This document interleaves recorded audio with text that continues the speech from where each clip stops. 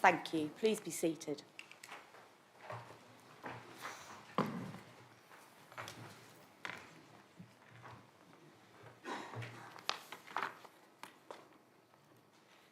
Good evening. I would like to ask the Reverend Canon Stuart Thomas from St Peter's and St Francis Church, Frimley, to guide the council in prayers.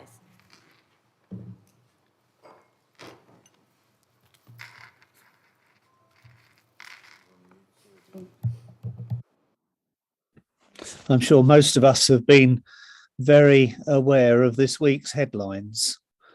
I wonder if we might start the meeting this evening by thinking about peace, by focusing on the peace which we long for in our own community, and how the small contributions each of us can make can combine to make a much more peaceful entirety all around us. We pray that the decisions and deliberations of this evening, whatever our own belief structures and backgrounds, may be guided by God to bring about peaceful ends, not just with a lack of conflict, but so that all may flourish and do well in a peaceful and wholesome environment. May we particularly remember our young people in that context, that they may grow up working for and promoting peace among all people and harmony between people of different persuasions and backgrounds and traditions and cultures.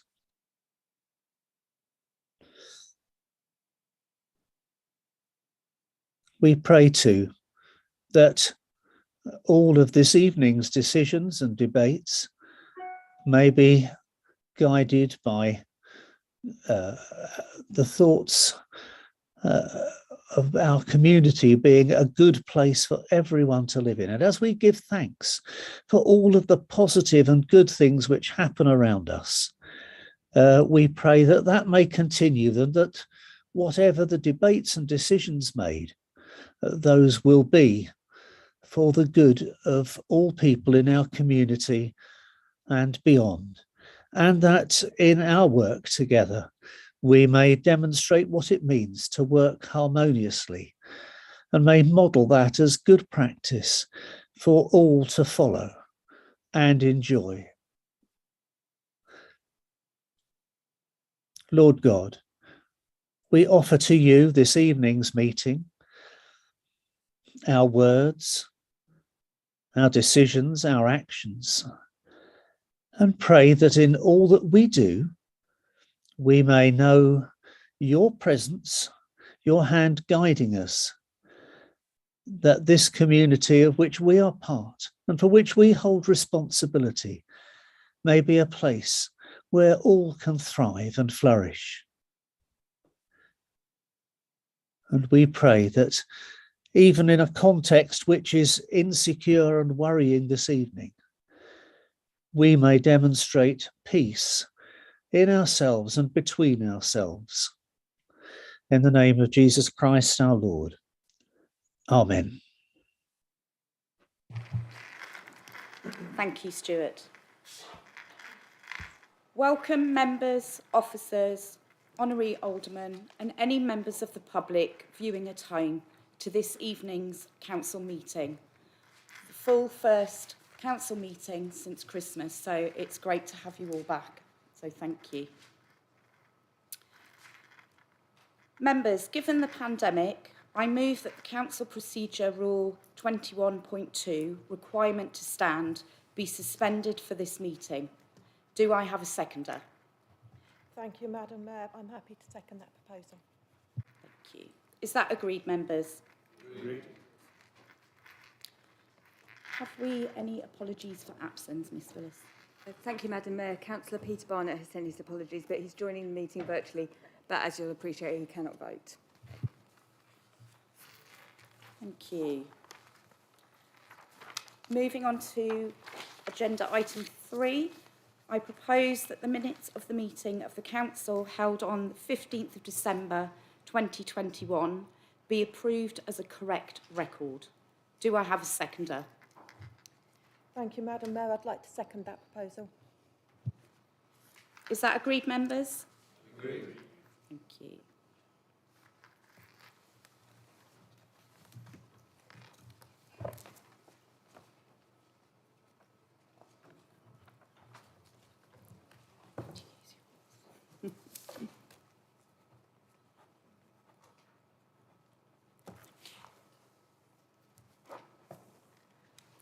Moving on to item 4, my announcements.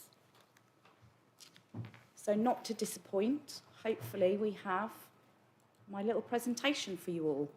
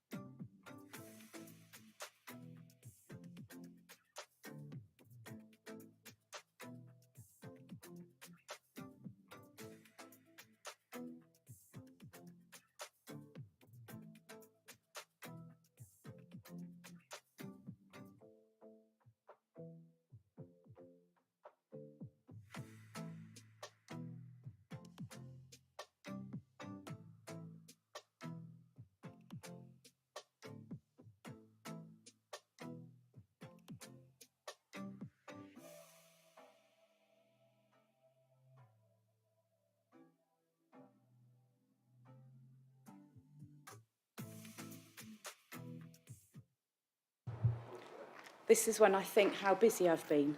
There we go, take a breath. So my announcement there, the last slide, for my charity ball, which will be held on Friday the 25th of March at Camberley Theatre. So please do get in touch if you would like your tickets. That would be amazing for all your support. So we'll let the leader follow that with his announcements. Thank you. Thank you, Madam Mayor. Always a pleasure to follow that. Okay.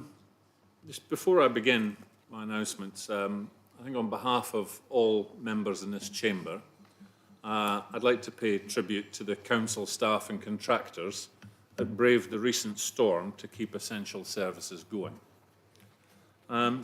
Last Friday, we all know the UK experienced one of the worst storms in decades, with winds in some parts of the country reaching about 122 miles an hour. Many services, including schools in Surrey and neighbouring counties, closed, but our customer service team kept the phones and our reception open, as usual, to respond to residents' needs. Our refuse and recycling service picked up all of the bins on all the rounds on Friday, during the worst of it. Our community services team delivered meals to our most vulnerable residents. The Green Spaces team were out with their chainsaws, dealing with dangerous trees. Our building control team responded to calls about dangerous structures. Our revenues and benefits team ensured that vulnerable residents had access to advice about their benefits. Our team at the Square kept the shop centre open. And our Places Leisure team kept Camberley Leisure Centre operating as normal. But on top of that, when there was widespread power cuts across major parts of the borough, staff from across the council also stepped forward to help identify the people that were most at risk, and on Saturday telephoned hundreds of these residents to check that they were okay or refer them to additional help if needed. When it wasn't possible to reach everyone, the team then braved the bad weather to do door-to-door welfare visits to over 200 households. I think we can all feel proud to be part of a council that is able to deliver so decisively in such challenging circumstances and have staff that go the extra mile to support its residents. So thank you to all the council staff, the contractors, the emergency services, energy companies, faith and community organisations and neighbours who worked tirelessly throughout the storms to keep Surrey Heath residents safe and well. And also, I thank you to those members in this chamber who came forward to volunteer their help. Okay. Now, I'm pleased to welcome our Strategic Director, Nick Stevens, who is responsible for environment and community. Nick only joined us in January, but is already making a valuable contribution, including taking the lead in the Council's response to Storm Eunice. Nick fills the last post on the major management restructure began just last year. I'm pleased to also welcome our new Borough Commander for Surrey Heath, Inspector Gemma Taylor, who took up her post this month. Gemma has a strong connection with the borough, having started her career as a PCSO in Camberley Town Centre 12 years ago. We all understand there are businesses and a number of residents that need additional support to recover from the pandemic. So I'm pleased to report that council staff have been working hard with local businesses to help them access additional funding through a number of new government-sponsored schemes. Since 5th of January this year, the council has had a key role promoting the schemes, assessing eligibility and processing the payments. This includes the Omicron Hospitality and Leisure Grant Scheme, COVID-19 Additional Relief Fund, and additional restrictions grants. So just this year, council staff have paid out over £460,000 of grants to local businesses, with more being assessed ahead of the deadline later this month. And over the whole of the pandemic, this council staff have distributed over £48 million of grants to Surrey Heath businesses. A lifeline that's obviously helped keep many local businesses afloat. So thank you and well done to our revenue and benefits team and our finance team for processing such a mammoth scale of grants in such a short time. The Surrey Heath Annual Lottery Scheme awarded nearly £5,000 to 3 local organisations, Heatherside Community Association, the Hope Hub and the Camberley Judo Club, all worthy recipients. And finally, the Council's Household Grant Scheme, which was launched on the 7th of November last year and operates in partnership with the Citizens Advice Surrey Heath. I'm pleased to update members that as of the end of last week, some 2,132 claims have been paid, providing residents with much-needed grants for food, utilities, housing and other essentials, totalling now over £77,000. Thank you, Madam Mayor. Thank you. Moving on to item 6, declarations of interest. Do any members have any disclosable pecuniary or non-pecuniary interests to declare in relation to the matters which are considered at this meeting this evening? Councillor Deach.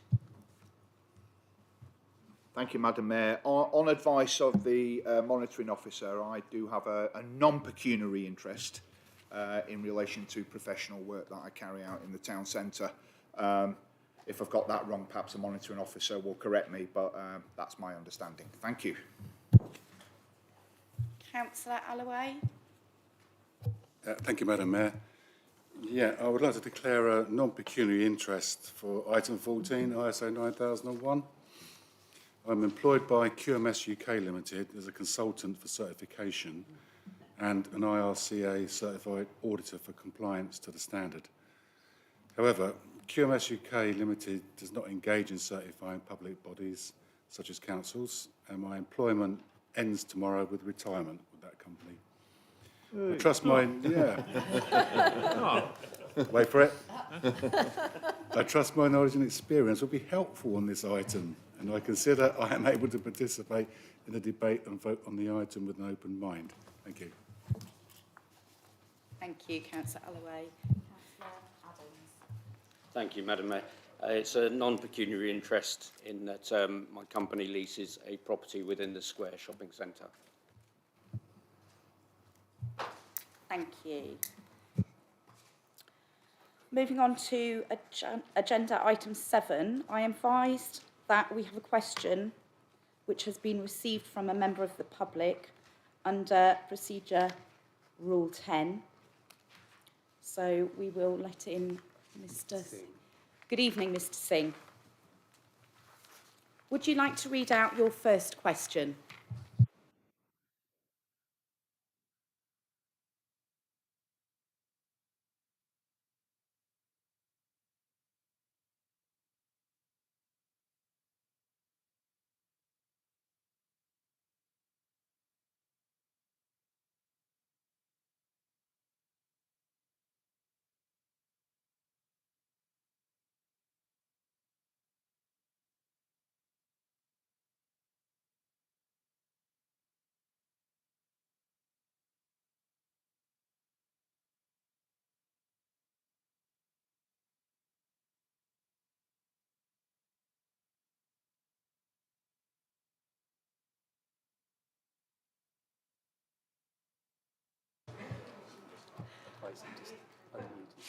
Good evening, Mr. Singh. Sorry, could you start again because you're on mute and we did lose you for a little while. So if you could restart that for us. Thank you.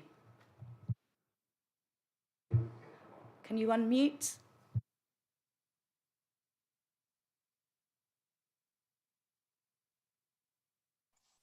Okay. Can you hear me now? Okay. Can I start again? Yes, please do. Carry on. Thank you very much. Camberley Sikh Association has been meeting at the IGC Centre since 2010 for monthly prayers and social gatherings.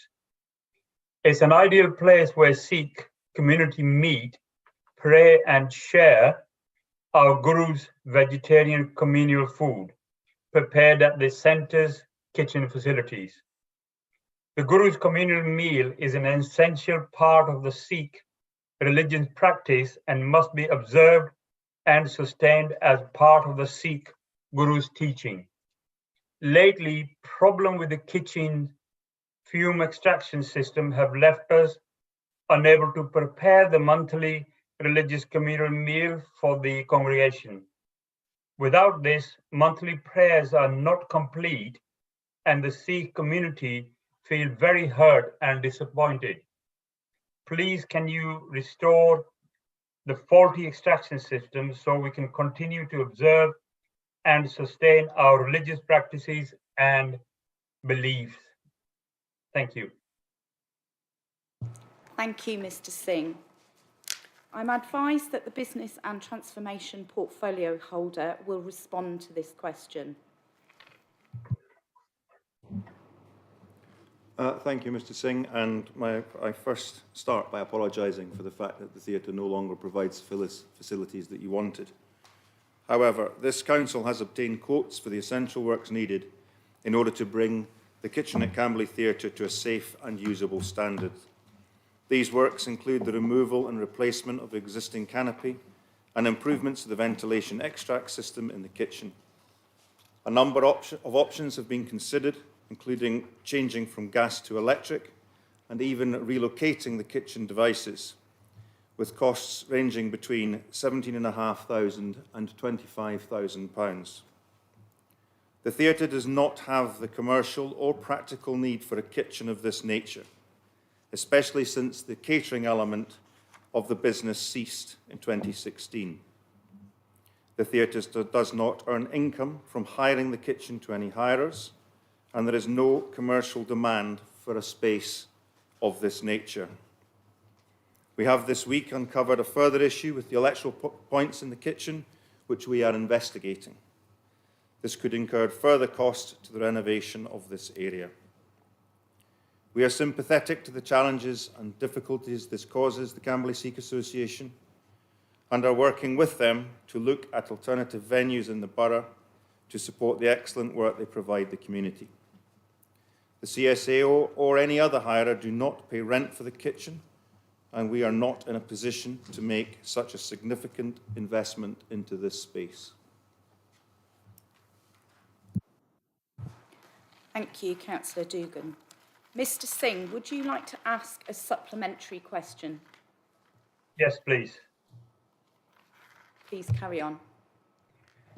Yes, I would just like to add on this. We started in 2010 when the attendance used to be about 50 people at a venue. And now we're getting up to 150 people and 300 on some occasions.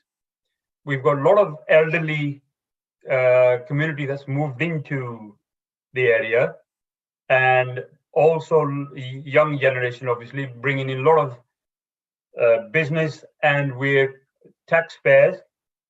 I request Surrey Borough Council to help us out to perhaps if there is another venue, so we can continue with our gathering and provide service to wider community.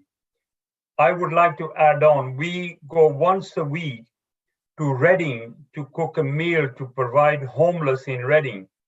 I have requested Surrey Borough Council once before to help us out, and nobody was forthcoming. We actually travel 20 miles once a week to provide cook food and provide to homeless in Reading.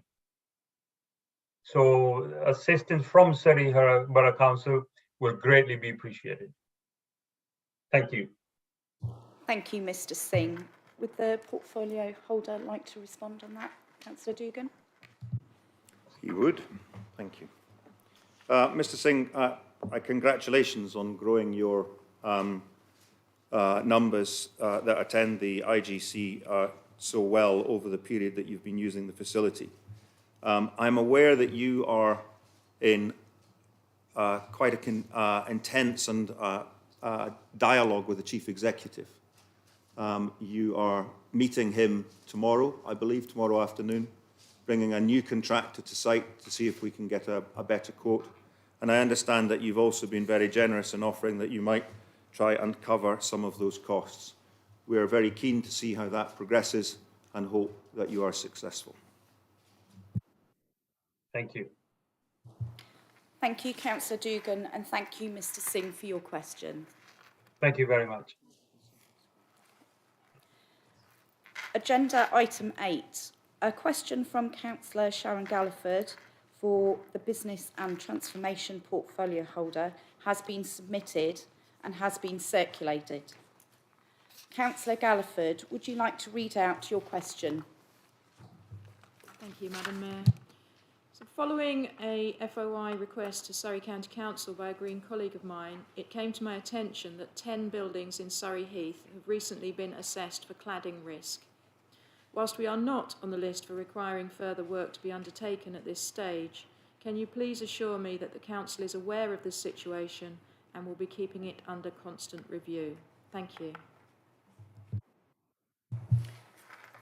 Thank you, Councillor Galliford. I understand Councillor Dugan is to respond to this question.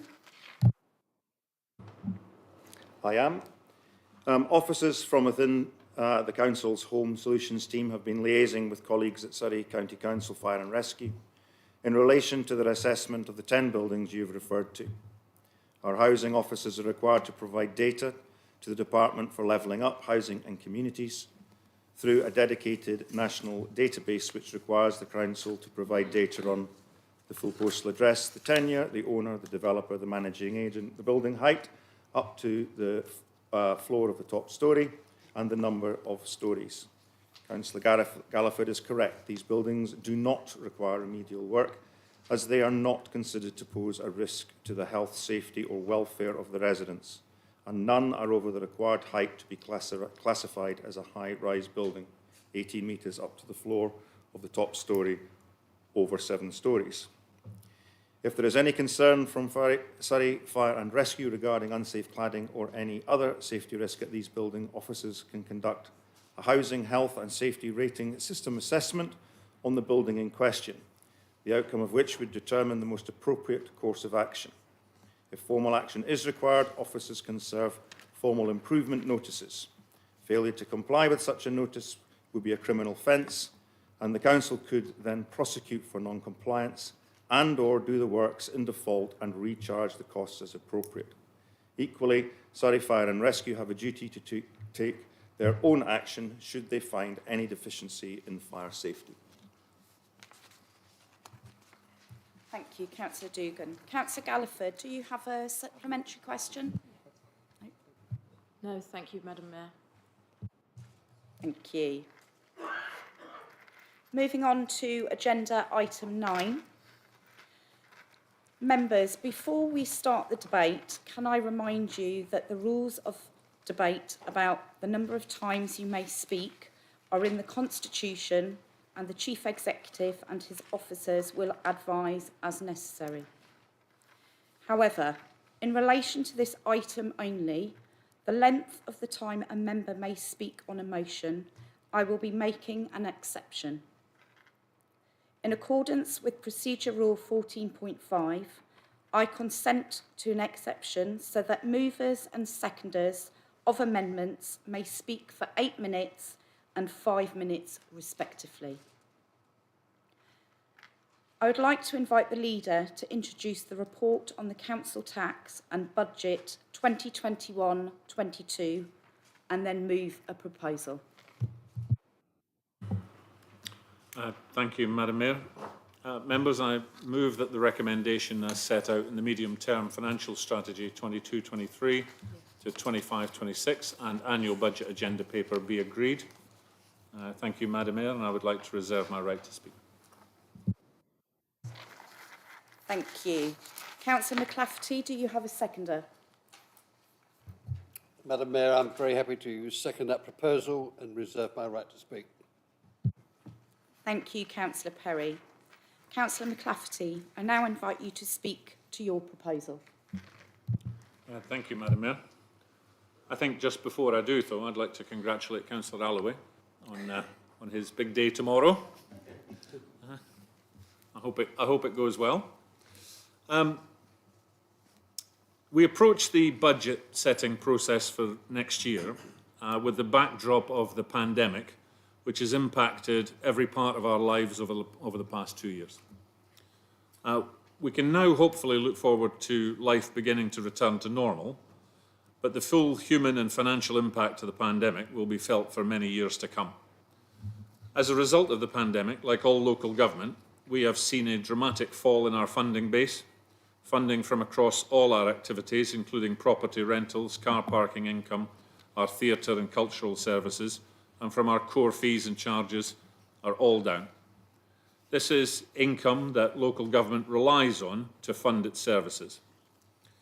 In Surrey Heath, we have compiled a strong and diverse property base built up over many years, made up of light industrial, retail and hospitality, office accommodation and community buildings.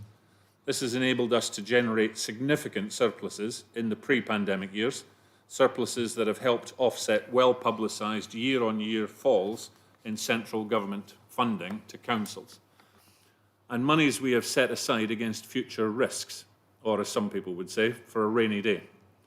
The prudent financial management of this council means that we have £30 million plus of earmarked and non-earmarked reserves to help us through the next few years of recovery from the financial impact of the pandemic.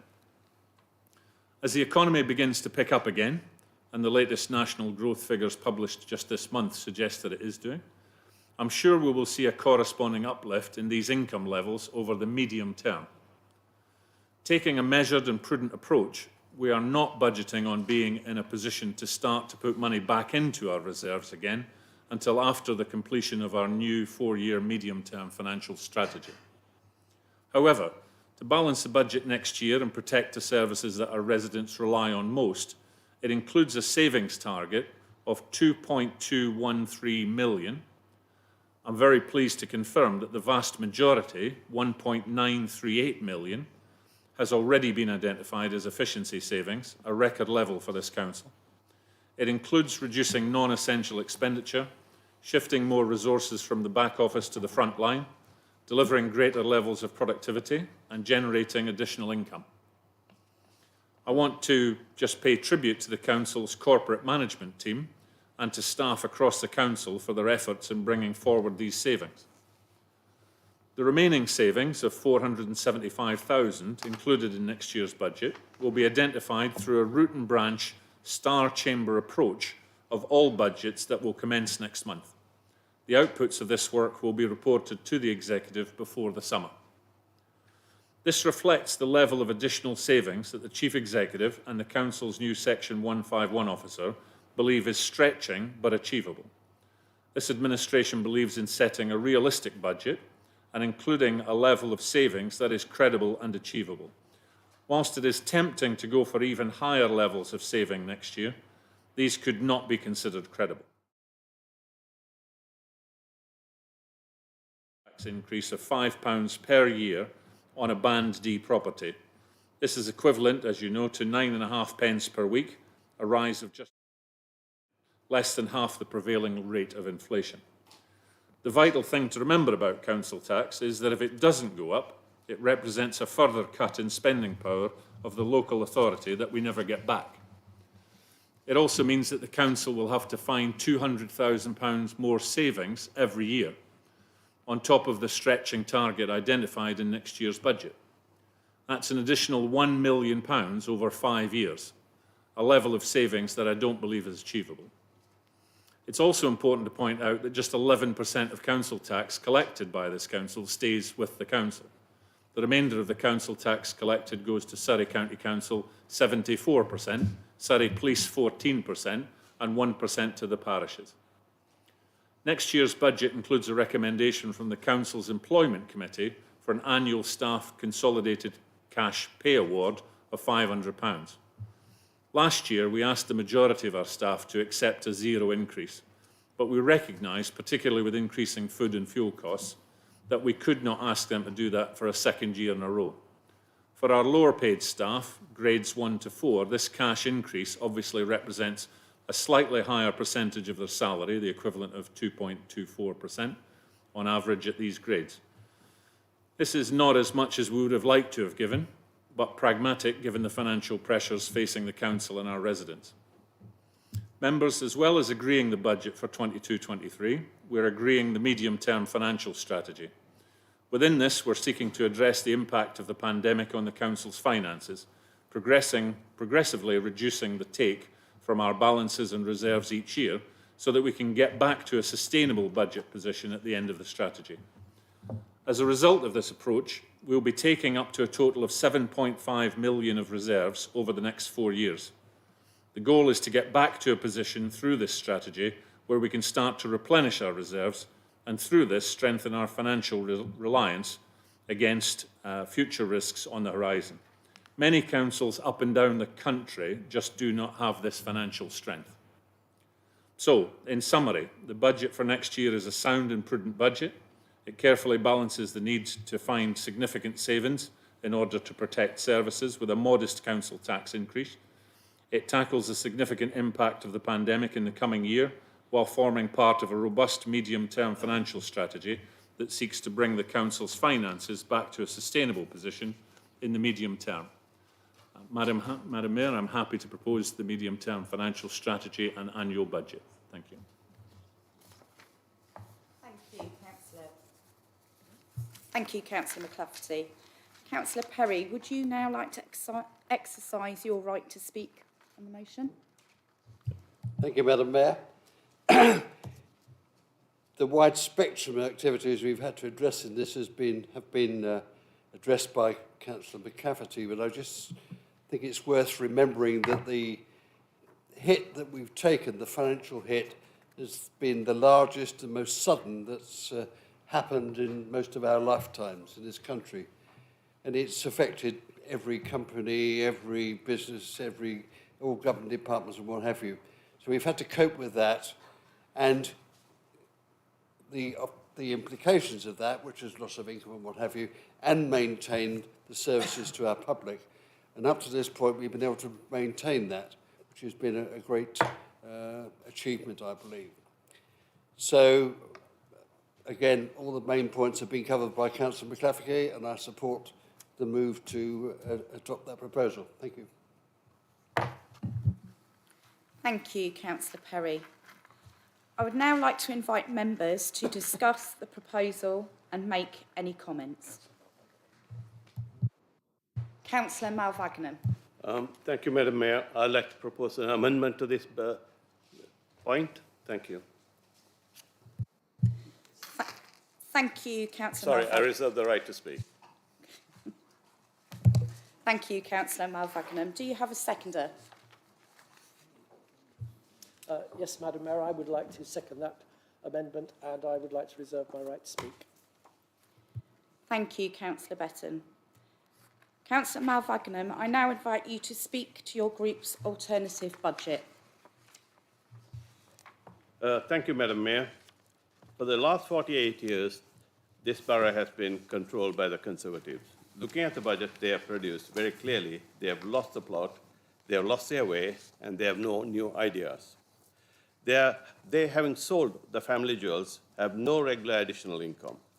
Conservatives borrowed heavily and gambled to buy a very expensive retail asset, which has turned sour. At the last count, the assets they bought cost £1,900 per resident. It's an eye-watering sum. Will they spend their own money? I suspect not. It's an absolute shame. The budget they have provided, along with the forecast, will cost another £170 per household. In a summary, the 48 years of this, as in the past, Conservative administrations have cost each household approximately £2,100. Now, looking at the Conservative administration budget for 22-23 onwards, fundamentally, the Conservatives are planning of living off the reserves for the future year. And for how long? The less well-off residents have been ignored for decades. Now they have been asked to carry the burden of £2,100 per household.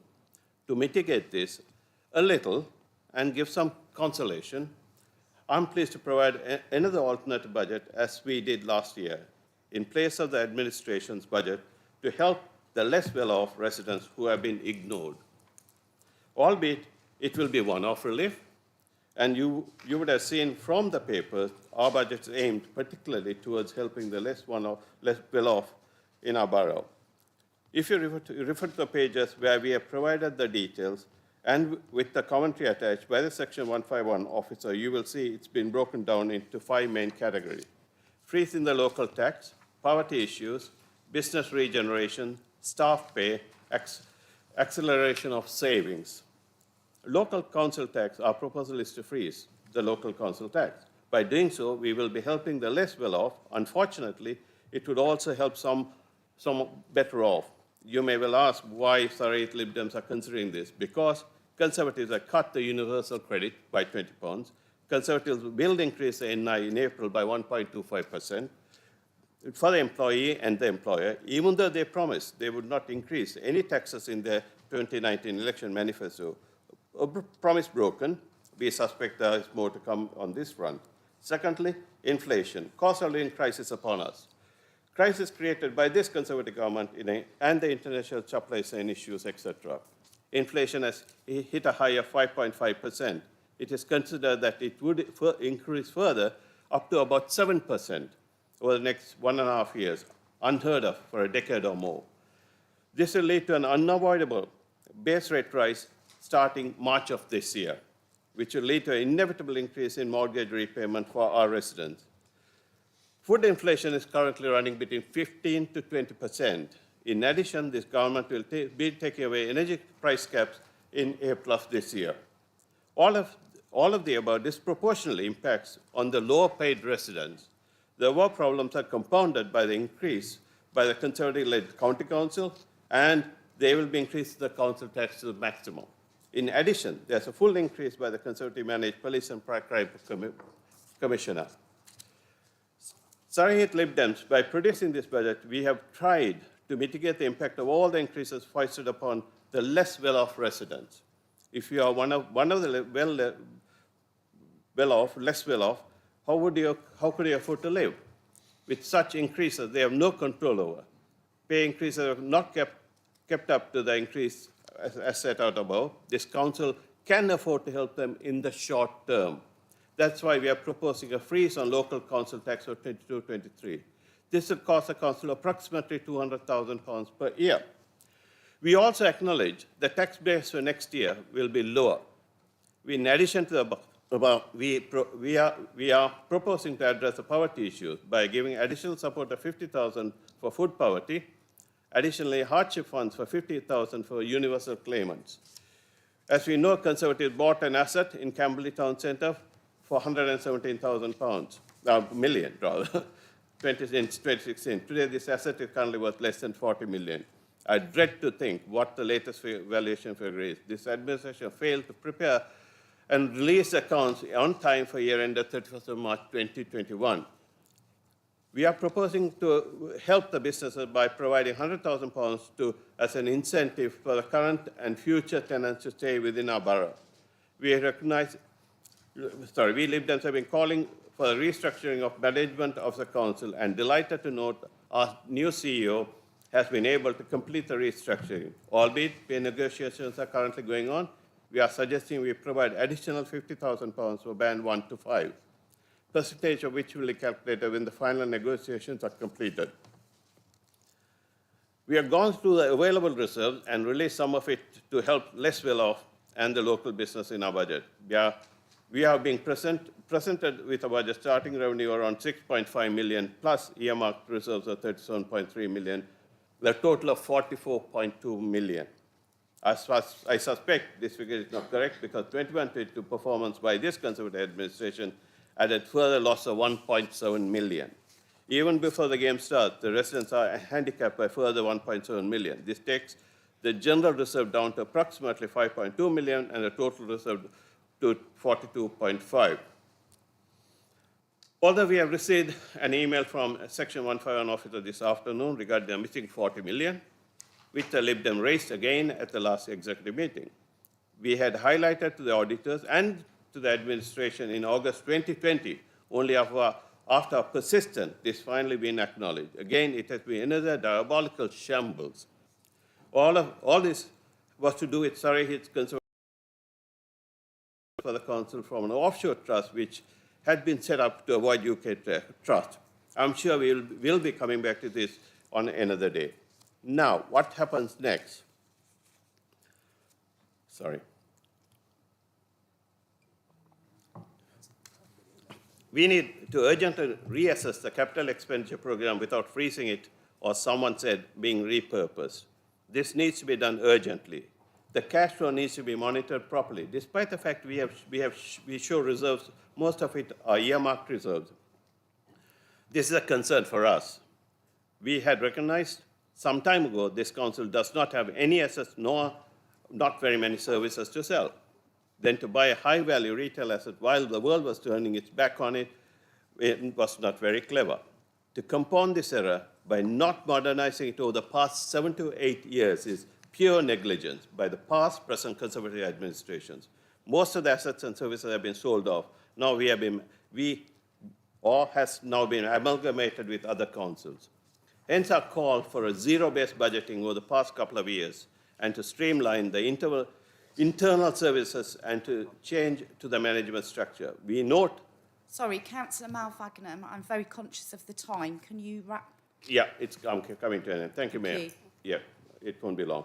We note it's been done. We are glad to note this process will start next year. We would suggest that this process needs started immediately, accelerated over the next 2 years. During this period, over the next 2 years, there need to be a consolidation of our services into one building. Repurpose a Knoll Road building where we are here today and immediately commence negotiations with other councils to consolidate our overheads. Thank you, Madam Mayor. That was extremely close. You took it to the finishing line. Thank you, Councillor Malvagnam. Councillor Betton, would you now like to exercise your right to speak to the amendment? Thank you, Madam Mayor. I'm pleased to second this amendment for an alternative budget that's been prepared by Councillor Malvagnam. As you know, I'm most definitely not an accountant. I do, however, know the importance of cash flow, investing for the long term and being prepared, planning for adverse conditions. I rely on accountants for detail and compliance, and luckily Councillor Mal Magnum is an accountant well versed in the language, as you've heard.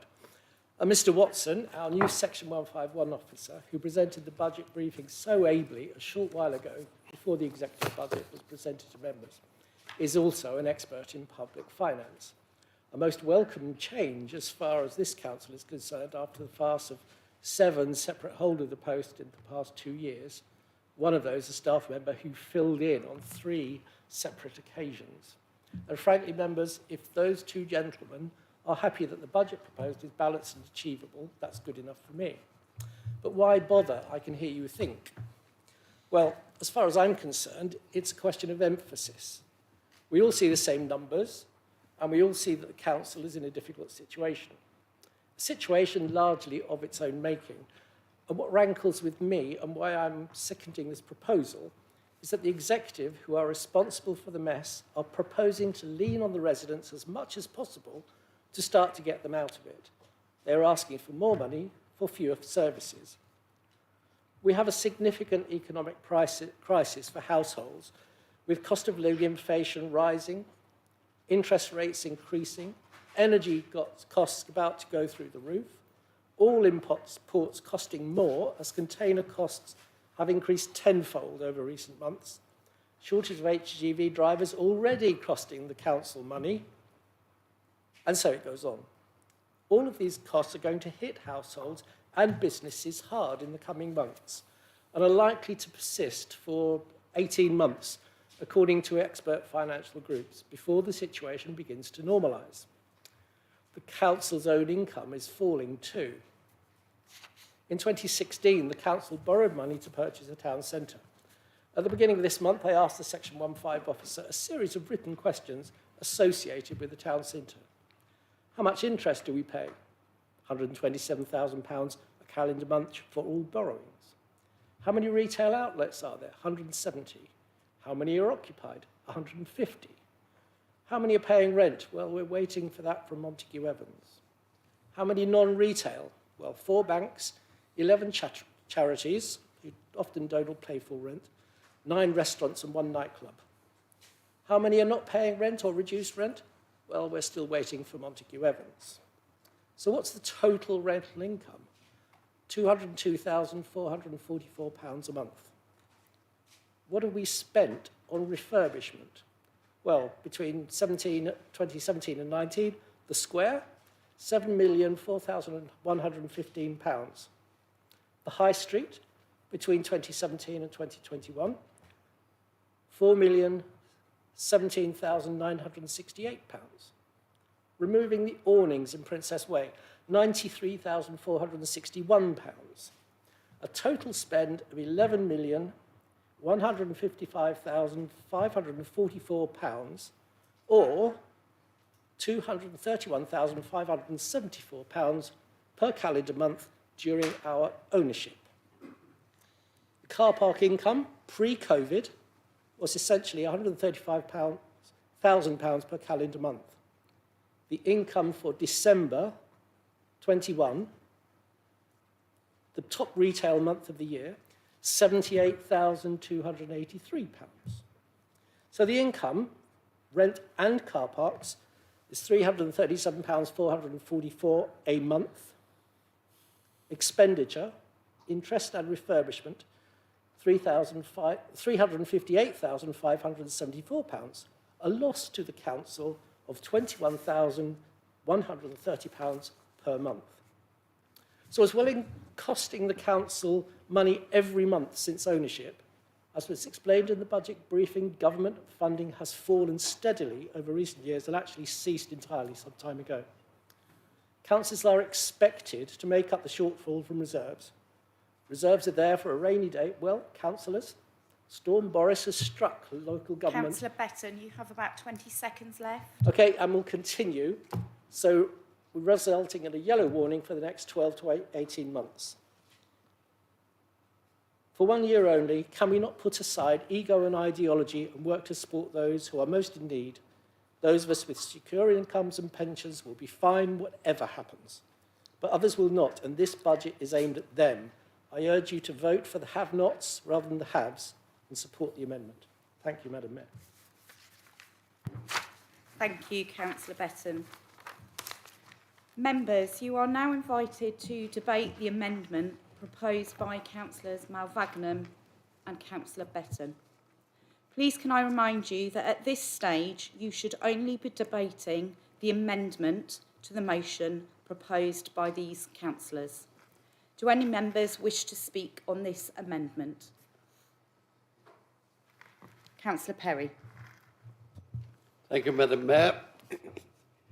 First of all, I'd like to say that I'm basically sympathetic to the stated aims of the proposal, which are to bear in mind the straits that a lot of our residents are in as a result of the pandemic and the rest of it.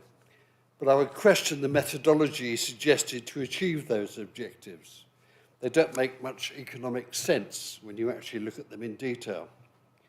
Given that we're still endeavouring to rebuild the damage caused by the pandemic, counter the effects of inflation, and are striving to maintain services for our community, we do not think, to give just one example, that freezing the rate of council tax is an answer. Why give relief at the cost of £200,000 to everyone in the borough when the vast majority of council taxpayers can well afford the 9.6 pence per week on the Band D properties, which is less than half the rate of inflation, when there are already very many good schemes in place to help the most needy? As you heard earlier on, the leaders spelled out that we've actually distributed hundreds of thousands of pounds to that sector and tried to help to the best of our ability. By freezing the rate of council tax, we will be lowering the baseline against which we could set future tax increases, because we're limited to the percentage increase we can make each year if it's needed. Okay? Tax increases, so when we set future tax increases, an increase by £200,000, the extra cash we need to find this year to balance the books, which will probably mean cutbacks to services. Most of the other recommendations in the proposal relate to areas that the council is already addressing. It is already operating several schemes that target and help those that have been hit by the most important effects of the pandemic. It's been very supportive to its tenants in the town centre, etc. They're just proposing a duplication of what's already been done. Other proposals just increase the base cost of our ongoing operations, meaning that we'll need to make more savings and cuts this year and all the years that follow. Despite the Lib Dems' claim that there's no commitment by the borough to convert all its borrowings into long-term fixed interest rates, which currently cost at least 4 times as much as that being paid on short-time loans, okay, the borough has no commitment to make that thing. The borough is guided by specialist treasuries consultants who advise on an ongoing basis regarding the most beneficial terms. Our ongoing annual interest rate cost would have been many millions of pounds higher had we adopted the Lib Dem policy when they first suggested it. Another claim I would dispute concerns the use of zero-based budgeting, which they seem to claim to have invented. But I can tell you from my own personal experience that this methodology has been used many times in the council long before all the present members of Lib Dems were even elected. So you won't be surprised to hear that I won't be supporting this proposal. Thank you, Madam Mayor. Thank you, Councillor Perry. Councillor Bates. Thank you, Madam Mayor. And I want to start by saying that I share many of the progressive values that the Liberal Democrats have put up tonight. And I certainly share the passion that they've put in terms of addressing the cost of living with our most vulnerable. That's something I did before being a councillor. I'll do it whenever I leave being a councillor. Whenever I look at any budget, regardless of whether it comes from, I look at it through those lens of protecting our most vulnerable. Having done that, on this occasion, I have advised the Leader of Liberal Democrats this already, but I can't support their amendment tonight. I want to start by flagging up that we do have some excellent progressive councils in Surrey already. So we have Waverley and we have Guildford, where opposition members work positively together and where the Liberal Democrats are in the overall council leadership. And they're doing some excellent work, I have to say. And the Liberal Democrats should take credit for that. Now, that's for another day. But in both of those councils, the Liberal Democrat leadership, along with the other leaders as well, and not opposed by the Conservatives, have increased council tax in those boroughs by the £5 a year. In my view, they were right to do so, and any budget amendment that fails to do that is automatically an issue for me. The progressive ideas that we share means that we believe that those with the broadest shoulders are the ones that support those with the greatest need. Freezing council tax does the exact opposite. It means that millionaires in Band H mansions would benefit by £10 a year, whereas those who struggle in Band A or Band B properties would only gain by £3 a year. And I say again, that's £3 a year, not £3 a week or £3 a month, but £3 a year. There's absolutely nothing progressive about that.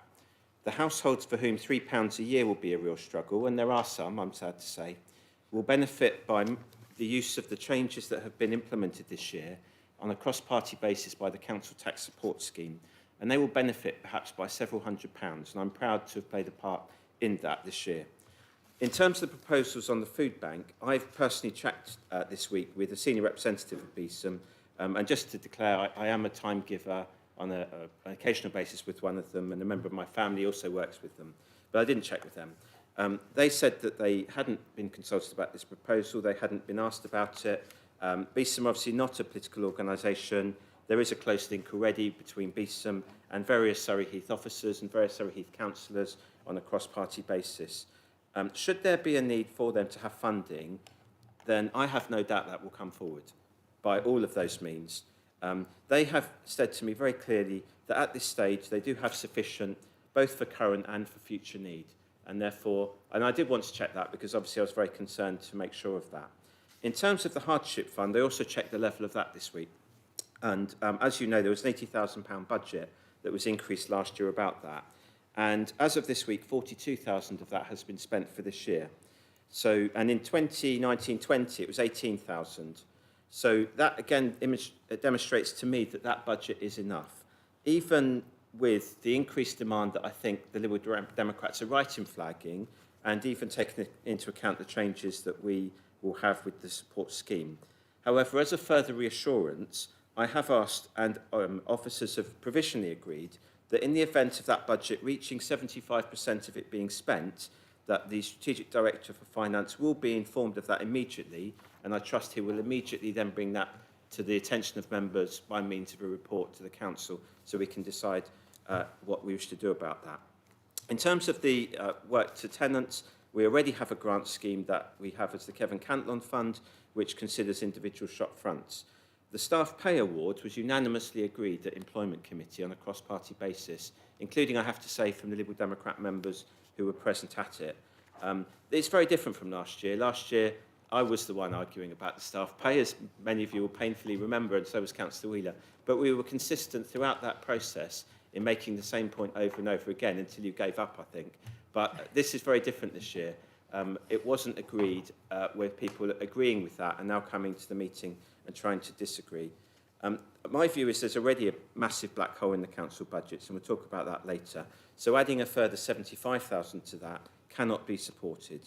And for that reason, it is with much sadness, because I do share the values of poverty addressing and vulnerable communities, but I can't support this budget, and I will therefore be voting against the amendment. Thank you, Councillor Bates. Again, close to the wire there with the 5 minutes. Thank you. Yeah. Councillor Wheeler? Thank you, Madam Mayor. You'll be pleased to know I will be nowhere near close to the wire because Councillor Bates disproves everything I think about political councillors, in that he comes forward with such a balanced view and such a considered view that, in fact, he's pretty much covered everything I was going to say. What I think is unfortunate, and what has been really reinforced to me here, is the whole reason why we should have non-political councillors, because this has felt very much about the left hand arguing with the right hand, rather than actually getting to the meat of the matter. We are in a financial crisis as a council. I don't need... The left hand, the Conservative side won't admit that a lot of where we are is because we've had an absolute political majority which never brings about good debate. I have to say the last 3 years as a councillor has been a lot more enjoyable for me than the previous 4 years, when actually to get anything changed and to get anything adopted was so much more difficult. On the whole, for most of the time, and certainly within the working groups of these council, we have worked very well. And some of the things that have been introduced in the last 3 years are absolutely fantastic, such as the hardship funds that we have access to, such as the local councillor funds that we have access to, and such as the fantastic work that we really have as a group of councillors, with the support of the officers, being able to be involved in to make a substantial difference to our residents. I should, given that a large number of certainly my voters would benefit greatly from the amendments that are made to this budget by the Lib Dems, I should really be supporting it on the basis that most of my residents would benefit at the highest end through not increasing council tax. However, one of the things that I've really learnt about my residents expressly over the last 2 years and since the beginning of the pandemic is that they are incredibly community-minded and very, very focused on what is doing right by other people within that community. And I am fairly confident in my belief that they would understand the reason that we need to raise council tax and actually the good that that can do for those that can afford it, just absolutely support that those that can't. And I have a ward of very differing levels of both extreme poverty and extreme wealth. And I am confident that my residents will support us in actually putting up the council tax by, as Councillor Bates said, the amount of £3 a year for the lower paid and up to £10, I think it is, for those that are in the larger properties. So I think I'm well within time, so thank you. Thank you, Councillor Wheeler. Councillor Rise. Thank you, Madam Mayor. It's just a comment in response to Councillor Perry regarding zero-based budgets. Obviously, this was actually the request for this came out of a motion from 2 years ago. So while obviously I as a Liberal Democrat do not claim to have invented zero-based budgeting, it did actually come out of a motion that was cross-party, which was requested by this council. So I think we should have a bit of perspective there as well. I would also just like to add regarding council tax, while there are residents that will live in Band H houses that are very big houses, I do not think we should presume their wealth just by the size of the house that they have. I would just like just because you have a big house doesn't mean you have a lot of money. Thank you, Councillor Rise. Councillor Hawkins. Thank you, Madam Mayor. Actually, I do believe Councillor Rise is correct, because I was at that meeting where recommendations were made that we investigated further zero-based budgeting. Sorry, I went off. Was that you who put me off? I think it's you Eddie. switched me off, haven't you? I think it's Eddie. Sorry, You're Madam not Mayor. switched off. You're not switched off. Right, sorry, Madam Mayor. Yes, very quickly before I run over my 5 minutes. Yes, Councillor Rise is absolutely correct. I was also at that meeting and I too supported that call, as he will accept, for a zero-based budgeting approach going forward. So it was actually a cross-party. It wasn't even a cross-party, it was a cross-member. I don't bring politics into it. It was a cross-member suggestion that recognising we need to do something, and that was one way we could help the council move forward. Thank you, Madam Mayor. Thank you, Councillor Hawkins. Councillor Garrett. Thank you, Madam Mayor. Councillor Bates actually has said most of the stuff I was going to say, so I definitely won't need 5 minutes. I was looking at the two things that fall under my portfolio, and food banks is obviously one of those. I had a look at it, and we've basically got funding currently from other fund streams, and we can accept grant requests up to March 31st, 2023. So we certainly don't need any more money there right now, and the funds are available and streams are available if we needed more. And on the universal credit, again, as Councillor Bates has said, we have funding. It's come down from government and it's there. And if we need more, we can apply for more from other funding streams. So those 2 points are covered off. Thank you. Thank you, Councillor Garrett. I think that is, Councillor Brooks. Thank you. I just got one comment to make, really. I agree with an awful lot that's been said regarding the budget being accepted.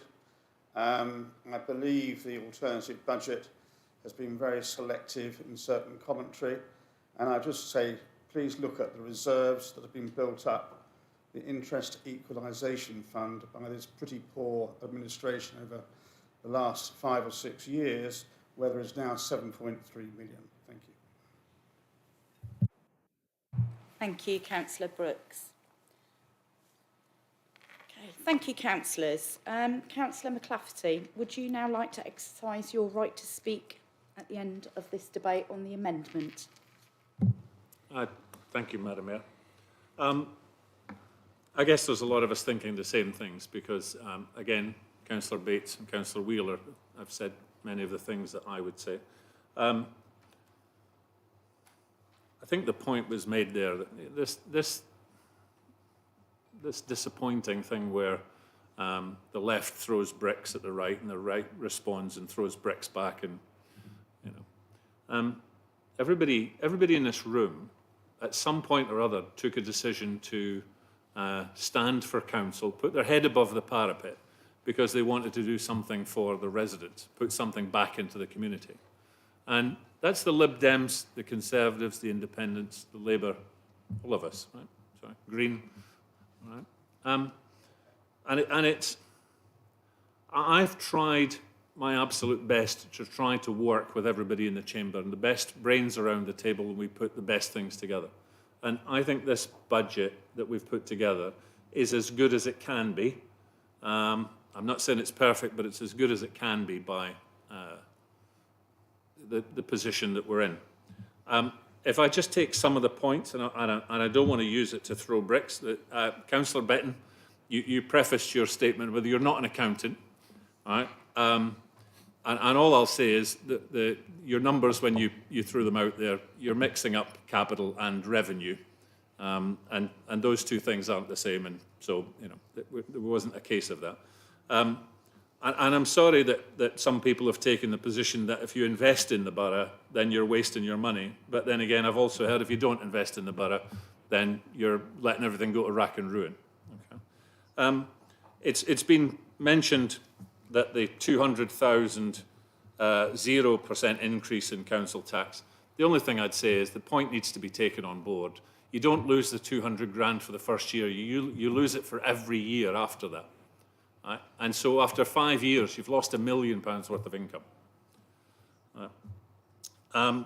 It says in the paper we've got sufficient reserves to fund the council for 3 years. I'm sorry, but that's a half-truth. Right? I was responding to a question, and the 151 officer was making the point that we've got enough reserves that equal 3 times our spend for a year. Nobody's suggesting that our income is going to drop to zero and we can use it all. That just doesn't show that we know the difference between reserved, ring-fenced, unring-fenced, and balances. I could go through the other ones. Why we're ignoring the fact that we've spent millions. Councillor Malvagadam, you mentioned that we haven't invested in the square, and then Councillor Betton lists the fact that we've invested 7-odd million. The only thing I would draw your attention to is I was very, very pleased to see, I think it's the last paragraph of point 1 of the alternative budget. And I just want to get this out, just so I read it exactly. It is envisaged that the budget for 23-24 will be made in more favourable economic circumstances, and that the extraordinary circumstances that this budget is designed to cope with will enable a more structured budget that can begin to replenish the council's reserves. That statement seems to be incredibly optimistic and completely at odds with the rest of the budget. I think I'd just say that the intentions of the alternative budget are clear. They're well-meaning. I think Councillor Bates called them progressive. All right, and I agree that we want to look after the vulnerable, but the budget has to be pragmatic and deliverable, and I'm afraid the alternative budget is not. And therefore, it will be no surprise to anyone that I'm obviously not going to be voting to support this amendment. Thank you, Councillor McClafferty. So, members, I'd now like to move to the vote on the amendment. In accordance with the regulations, it will be necessary to record the names of members who vote for the decision or against the decision, and those who abstain from voting. Mr. Antol, would you call out your name, please? Call out your name. Call out the names. And, yeah, everybody indicate for, against or abstain. Thank you. Thank you, Madam Mayor, and good evening, councillors. Sorry, Madam Mayor, I think Councillor Betton has his hand up. Yeah, is this for the budget or Sorry. the amendment? Sorry, Thank you. for the amendment. Okay. So I will now proceed to call out your names in turn, and when you hear your name called, I'll be grateful if you could either say for or against, or if your preference is to abstain. So, Councillor Dan Adams. Against. Councillor Graham Allen Way. Against. Councillor Rodney Bates. Against. Councillor Cliff Betton. For. Councillor Stuart Black. Against. Councillor Richard Brooks. Councillor Sarah Jane Croke. Against. Councillor Vivian Chapman. Against. Councillor Paul Deach. Against. Councillor Colin Dugan. Against. Councillor Tim Fitzgerald. Councillor Sharon Galliford. Against. Councillor Sean Garrett. Against. Councillor Mark Gordon. Against. Councillor Edward Hawkins. Against. Councillor Josephine Hawkins. Against. Councillor Rebecca Jennings Evans. Against. Councillor David Lewis. Against. Councillor David Mansfield. Against. Councillor Alan McLafferty. Against. Councillor Emma McGrath. Councillor Charlotte Morley. Against. Councillor Sashi Malvaganam. For. Councillor Adrian Page. Against. Councillor Robin Perry. Against. Councillor Darrell Rataram. Against. Councillor Morgan Rise. For. Councillor John Skipper. For. Councillor Graham Tapper. For. Councillor Pat Tedder. Councillor Victoria Wheeler. Against. Councillor Helen Whitcroft. For. Councillor Valerie White. Against. And Councillor Christian Wren. For.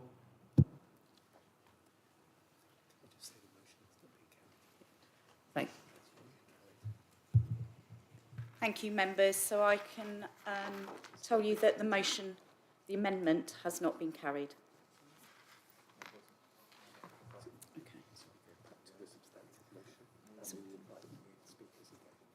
So we now go back to the substantive motion and any members that wish to speak. Councillor Wheeler. Thank you. I'm hoping that I'm going to be able to vote in support of this budget, but there's an area that I raised some queries on when it was previously discussed, and I know that one of my colleagues has also gone back for clarity. And that relates to where we're going to make our savings. Now, the assurance was given that any services would come back to council for debate. But there are some areas that, having fought very, very hard to get through from our community group point of view, that in order to support this, I would like to ensure that they are excluded. And they relate specifically to the community services that we offer, which are not statutory, to our parks and recreational spaces and the investment in those which are not statutory, and also our planning enforcement.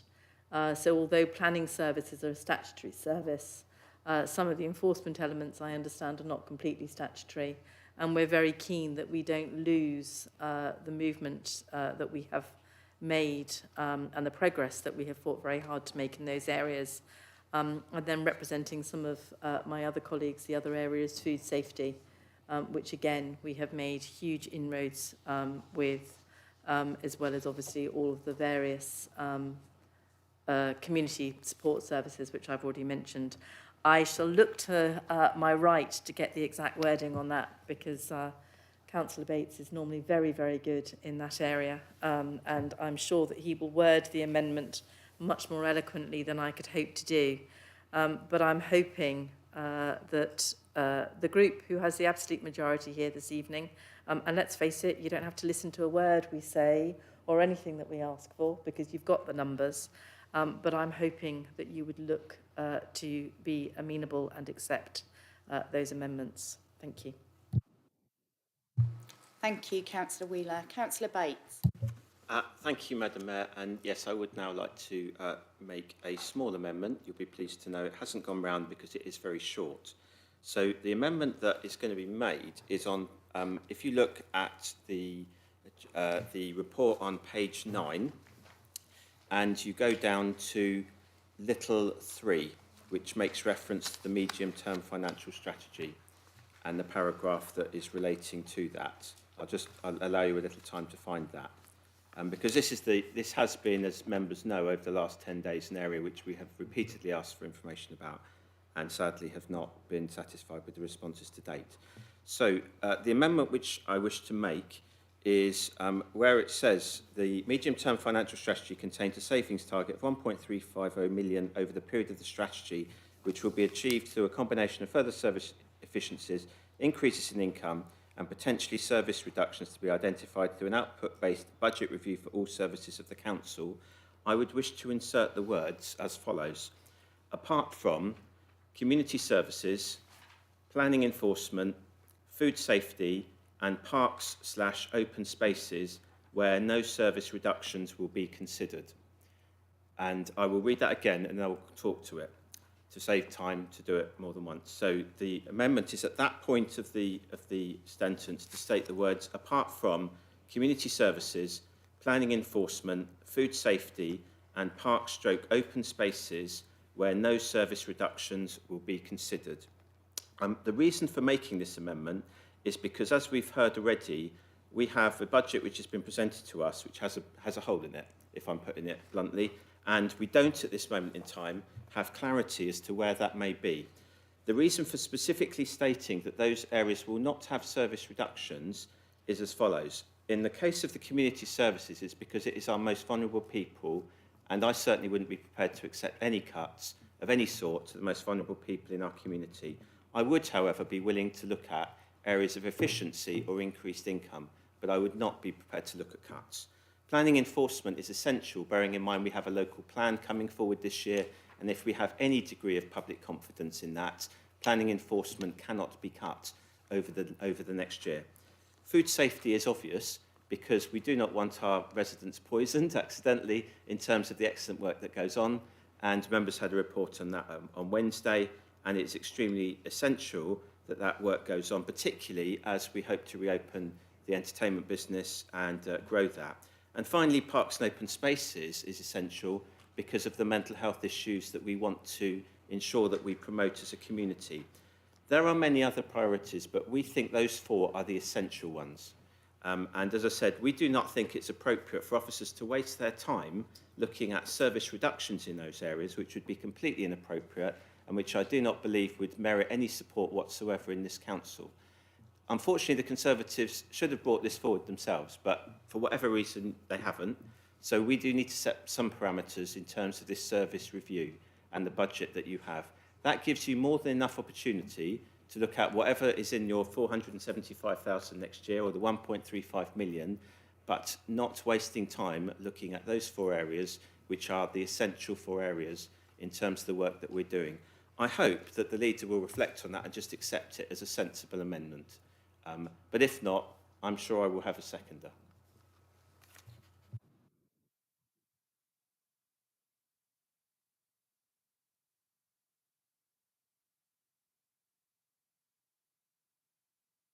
Councillor Bates, do you have a seconder?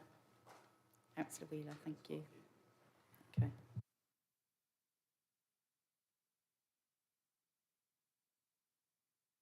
Councillor McClafferty, would you like to accept this amendment, or would you like to debate on this? Thank you, Madam Mayor. I'll be honest with you, Councillor Bates, I'm in two minds. On the one hand, there are definitely areas that I would want to prioritise and protect, and they would certainly be on the bottom of any list that I wanted to see as there being cuts to service. On the other hand, one of the things that I have said to the monitoring officer and the chief exec is that, in my experience, when you need to balance the books, one of the things that gets in the way is sacred cows. I'm not suggesting that you're saying these are sacred cows, but you know, something like green spaces, if we ruled it out, I don't know, we cut the grass X number of times, say 12, and we decide that we could save 20 or 30,000 pounds by doing it, say, 11 times. I'm not sure that we equate just simply a cut in service as a bad thing. Right? I would want to take every single thing and look at it on its own merits. I have to be honest with you, I would probably be voting against any proposal that says we should be cutting services and community services for our most vulnerable people in the community. Right? I'd be voting against food safety, you know, going out the window. Right? Would I be voting against cutting 12 times down to 11 times? No, I don't think I would. So I'm not going to, and I know this is going to force a vote, and this is going to, you know, be a problem and all the rest, but I'm not going to say that I want to tie the hands of the officers. Right? I would be happy to put in something into the paragraph that you're saying, which is along the lines of we would prioritise those 4 areas for, you know, to protect them, prioritise them, but I wouldn't rule out anything. If there is a business case for doing it and we could provide the service in a different way that would be more efficient, then I think this chamber should vote for that.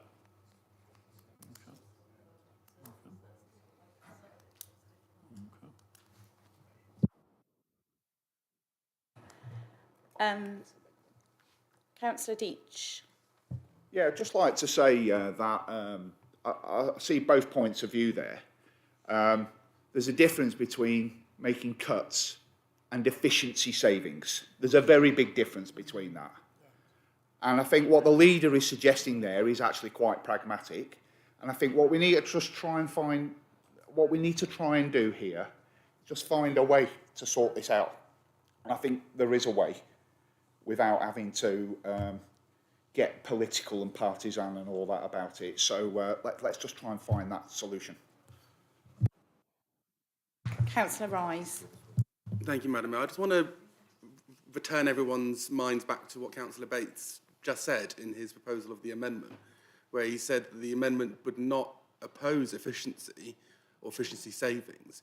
It was cutting, and I'm interpreting Councillor Bates's words here, is cutting it drastically, which would seriously affect and hinder the service provision of those 4. I can't imagine there'll be anyone in this chamber that would refuse, if we were able to deliver the same service cheaper, that would essentially result in a cut of the budget of that service, but we would all support efficiency savings. So I think we are essentially quibbling over a wording, but if I'm taking the spirit of what Councillor Bates and Councillor Wheeler have said, it is that we oppose we would not want the drastic cutting of services of planning enforcement because, as Councillor Wheeler has said, it has resulted in a massive increase in the confidence of councillors in planning enforcement over the last year. And any cuts to that service that would negatively impact that service should be opposed, as the Leader of the Council has said he would also oppose cuts like that.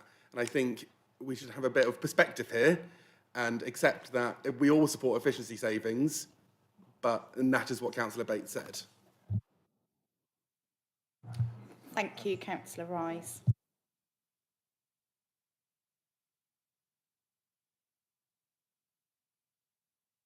Councillor Wheeler. Thank you, Madam Mayor. I'm just going to reiterate the wording that Councillor Bates used, and that is that no service reductions will be considered. And that's a very different statement to no savings will be considered. So I'm hoping that with that absolute clarity, the leader will consider incorporating that amendment so that we can all move forward with a feeling of unity rather than division. It would be very disappointing if we can't support your budget. So I'm hoping that you will, again, and again, maybe the wording should be, and I'm just going to say that where food safety and public safety, where efficiency savings will be considered, providing no service reduction is implemented. Would that be more acceptable? Is that?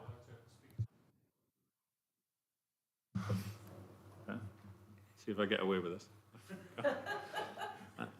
I'm just going to clarify that I absolutely understand the difference between efficiencies and service cuts.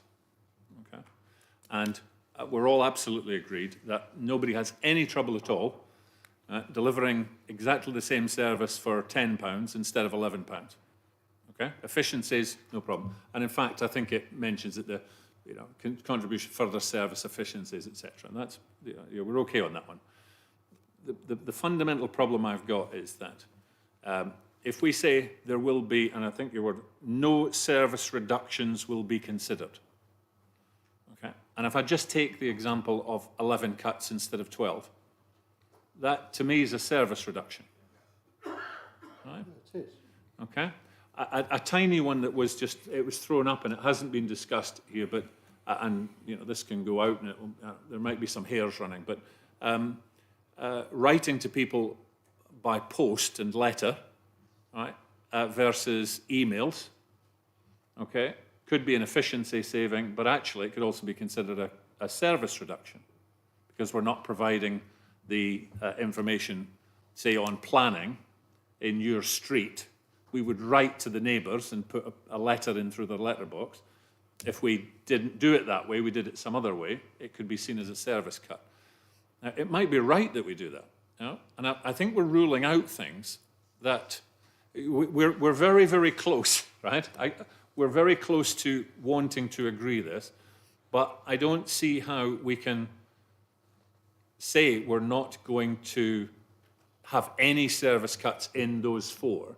We're tying the hands of ourselves and the officers when there could be something which could be a service cut, and it's perfectly acceptable.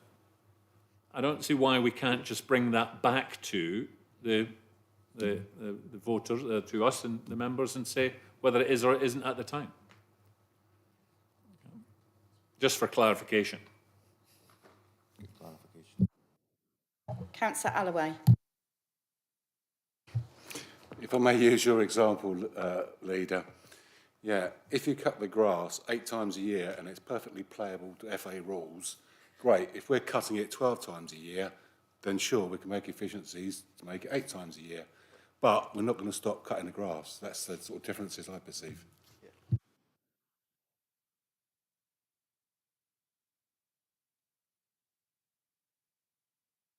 Councillor Wren. Got one more go.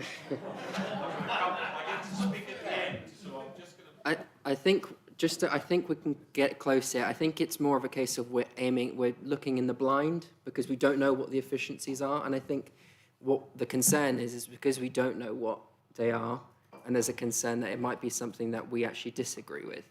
So perhaps the priority should therefore be made when there is a savings being put, that's first observed by the council and councillors, wherever that be in the committees or not, so that the final decision could be made, and therefore that whenever those savings are made, they're made first by the provision of councillors, and then they can make the decision whether or not that's an efficiency that we want to agree with.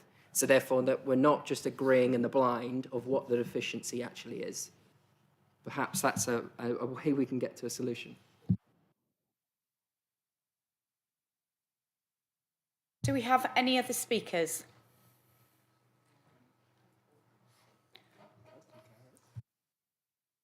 Councillor Garrett. It does seem like we're all very, very close, doesn't it? I'm just thinking out loud here. What about if we propose, following on from Councillor Wren's and Councillor Bates's idea, we follow through on the amendment that Councillor Bates is suggesting, but we come back to the 4 points. If anything, any cost savings are needed within those 4 points, then they come back to a meeting, whether it's a working group or whatever. Others will go through in the normal fashion. I don't know if that helps in any way or makes things even worse. Thank you very much. Councillor Hawkins. Thank you very much indeed, Madam Mayor. It rather sounds... Yeah, we are playing slightly at semantics. It's a little bit like going out for a meal, and I love everything on the menu. No, I won't have cooked bananas, and I like my apples stewed on one side. So we're trying to pick and choose, and there has to be a happy medium here. And I just feel, you know, I fully understand, but we are making some efficiencies, but it's what is that line? I mean, where is the fine line between efficiencies? And using the analogy of grass cuttings, that is efficient, but it is also reduction, because it's a reduction in the service. But it is a reduction in the service, because we have contracted to do 12, and we're going down to 8, and therefore we're reducing that service. So we're then up in a situation whereby we're going to be debating this all night long if we're not careful. I just wonder, I mean, do we strive to have no reduction in the services? That isn't necessarily possible, but I'm reluctant to tie the hands of the officers that we have charged to come forward with proposals to maintain the healthy balance at this council and to maintain the services to residents. Totally buy into the food safety, using the leaders' thoughts on posting to neighbours on a planning application. Should we not be making the developers pay for this and to do a blanket postage? We may, I don't know if that's within the law. There have to be checks and balances, sorry, I'm being prompted. I do feel that somehow, and I really don't want to start a star chamber of us all discussing things, and excuse myself doing the Lib Dem policy of having a subgroup to discuss this in the nicest possible sense. Councillor Rice is looking at me. But somehow we have to find a forum whereby in these 4 areas there can be a discussion to agree to meet the aspirations of Councillor Wheeler and Councillor Bates and the others, and ourselves, because I tend to agree with this, but I also see the point the leader's making, and somehow I just don't know how I'm going to get my mind round this. Therefore, I like to think that between us all, we can come up with a system that we can call in and review the efficiencies and the charges. Thank you, Madam Mayor. Thank you, Councillor Hawkins. Councillor Jennings-Evans. Thank you, Madam Mayor. Obviously, as the portfolio holder for Green Spaces, I am fully aware that this is probably one of our more front-facing services that we provide. Obviously, it's what our residents see most when they travel around our communities. It strikes me that grass cutting is the stumbling block here, and I see both sides of the coin, in that I see completely how you see it as no reduction, but it is a reduction in frequency. And that's, again, semantics. But my suggestion would be simply that you exclude grass cutting from this amendment. It's an easy way. It's an easy way. Just take it out of this. Because there is an element that there is some leeway here that we can come to a compromise on making the reduction in frequency and making efficiencies.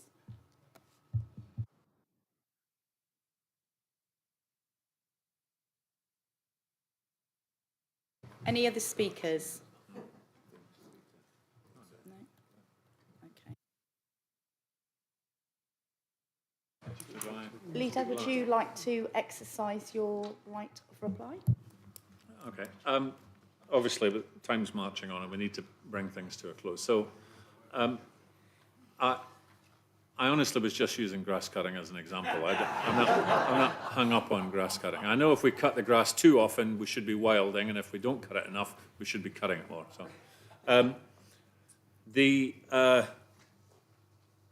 we've put forward the budget as it stands there.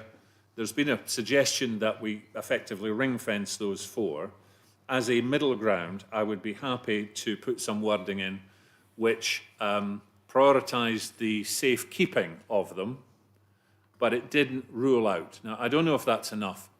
The worst thing is in this room is that it requires an element of trust, and sometimes we behave in a way that we don't actually deserve your trust, right, across all sides. All right? Some things get said which annoy the hell out of other people and maybe shouldn't have been said, but I'm more than happy to put some wording into 3, which it gives these 4 areas additional protection, but I'm not prepared to say that we will rule out, because I don't believe we know. I think you said it perfectly good. We're in the blind. Okay, we could rule out something, and then the officers come up with something which is excellent, saves us money, and we say, no, we can't do that saving because we've already agreed we won't do that, and that's effectively a service cut. I don't think that's right to do it, but as I say, I'm happy to put in some wording that will prioritise the protection of those 4, but not rule out. If that works for you, Councillor Bates and Councillor Wheeler, I'm happy to do it, put some words in there. If not, I suggest you put forward the amendment, we vote on it, we see where we get to. If it's in, it's in. If it's not, it's not. Councillor Bates, would you like to accept the amendment? Madam Mayor, I believe that the amendment that I've submitted is the correct one. I'm open to people amending it after it's been accepted, but at the moment it hasn't been accepted and nor has it been voted on. So I can't accept an amendment from someone else's amendment, if you see what I mean. So if members, my view is the correct process here would be to vote or accept the amendment as it is, and then if members want to amend it in the ways that some of you have talked about, that's up to you. And we can have that discussion, but I cannot reword an amendment that I have already submitted. So I have to therefore go with the original wording, and if colleagues or whatever want to then amend that afterwards, then that's the appropriate way in my view. But I do think it's appropriate to vote or accept the word, either accept it if the leader wishes to do so. If he doesn't wish to do so, then we should have a vote on it. Okay, members, so we need to put Councillor Bates' amendment to the vote. Yeah. Is everybody clear on the wording? Madam Mayor, I'll just read it out. I won't make any further comments. So it was the section on page 9, bullet point I, where it says the council is also asked to note, and it is after the words which says potentially service reductions to be identified through an output-based budget review for all services of the council. It is to add the following words: apart from community services, planning enforcement, food safety and parks/open spaces where no service reductions will be considered. That is and then the rest of the sentence continues as is. Thank you, Councillor Bates. So, members, we're going to do a roll call on that amendment, please. Thank you. Thank you, Madam Mayor. And again, for this roll call vote, I will call out your names in turn, and if you could confirm for, against, or if your preference is to abstain. Thank you. Councillor Dan Adams. Against. Councillor Graham Allaway. For. Councillor Rodney Bates. For. Councillor Cliff Betton.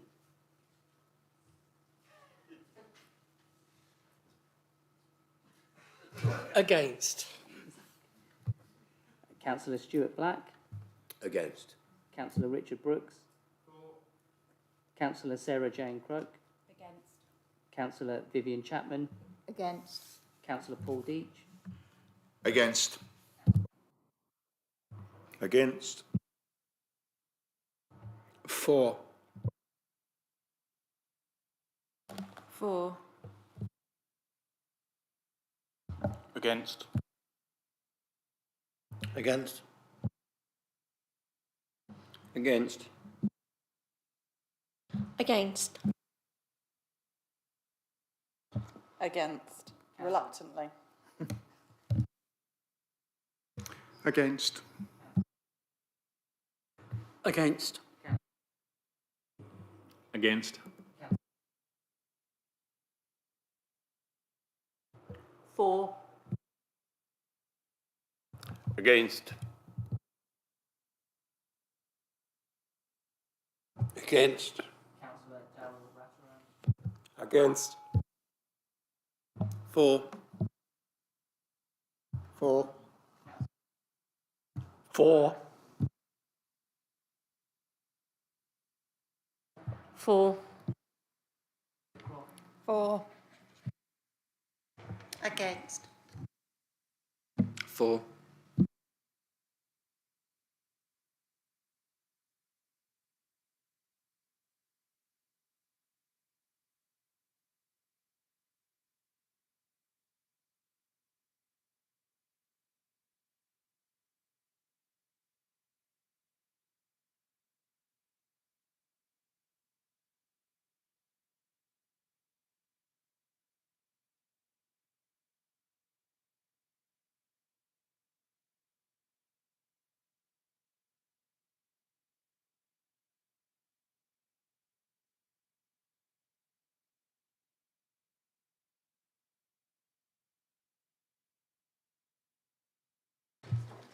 Members, the amendment was not carried. So we need to go back to the original motion. And any other speakers? Councillor Rise. Thank you, Madam Mayor. Now, coming after that amendment, I am now looking to the Leader of the Council to provide a clear commitment, as he stated in the amendment debate. Those 4 services will be prioritised to not have any service reduction, while still allowing there to be efficiency savings in those services. And I'm looking for, and what I'm asking for, I'm not going to be proposing an amendment, I'm asking the Leader of the Council to ensure that will be provided.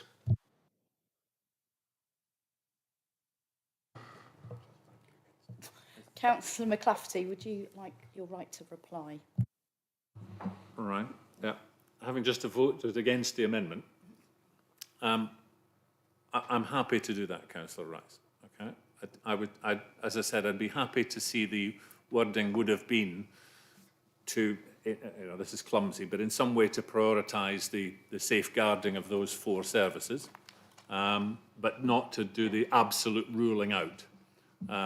And that is still my position, and that's the position that I would look to hold when the Star Chamber budget, the whole root and branch thing comes back to the executive. I know the executive members, particularly portfolio holders for those areas, right, will be very, very keen to make sure that I'm held to what I'm saying to you, which is to prioritise those. Okay. I would just say, remember that when we ring fence one area, and you've got to save X amount of money, in this case 475,000 in the first year, you're really saying the other areas have got to pick up more of the slack. Right? So I'm putting that out there. When you rule out certain areas, other areas have got to pick up more of the slack. So not that that in any way changes my position, but I just want to be clear. But I'm happy to give you that assurance, Councillor Rice.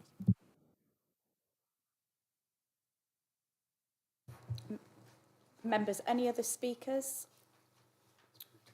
We are now going to put the motion to vote. And are we doing another roll call? Yeah.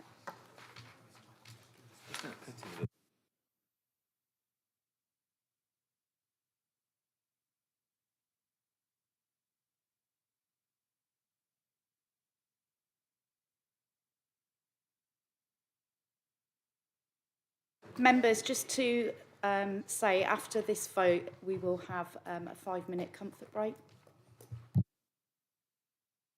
Okay, thank you, Madam Mayor. Then on the substantive motion, I will call out your names in turn, and I'll be grateful if you could again say whether you are for, against, or prefer to abstain. Thank you. So, Councillor Dan Adams. For. Councillor Graham Alloway. Against. Councillor Rodney Bates. In light of that amendment, falling against. Councillor Cliff Betton. Against. Councillor Stuart Black. For. Councillor Richard Brooks. Councillor Sarah Jane Croke. For. Councillor Vivian Chapman. For. Councillor Paul Deach. For.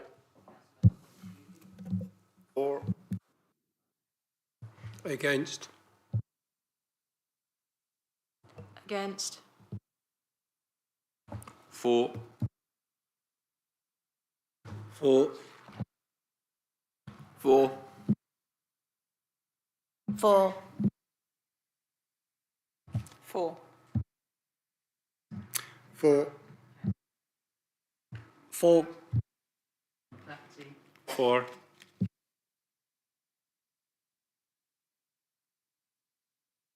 For.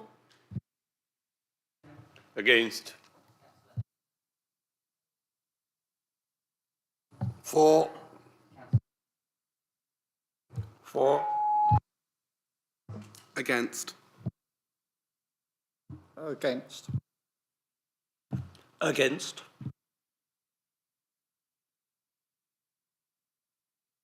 Against.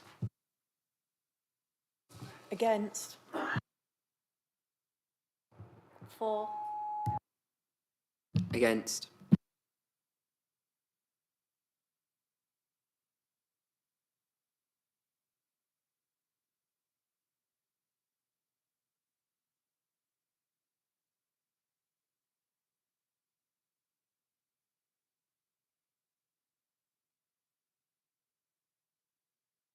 Members, the motion is carried, and we will now have a 5-minute comfort break. Thank you.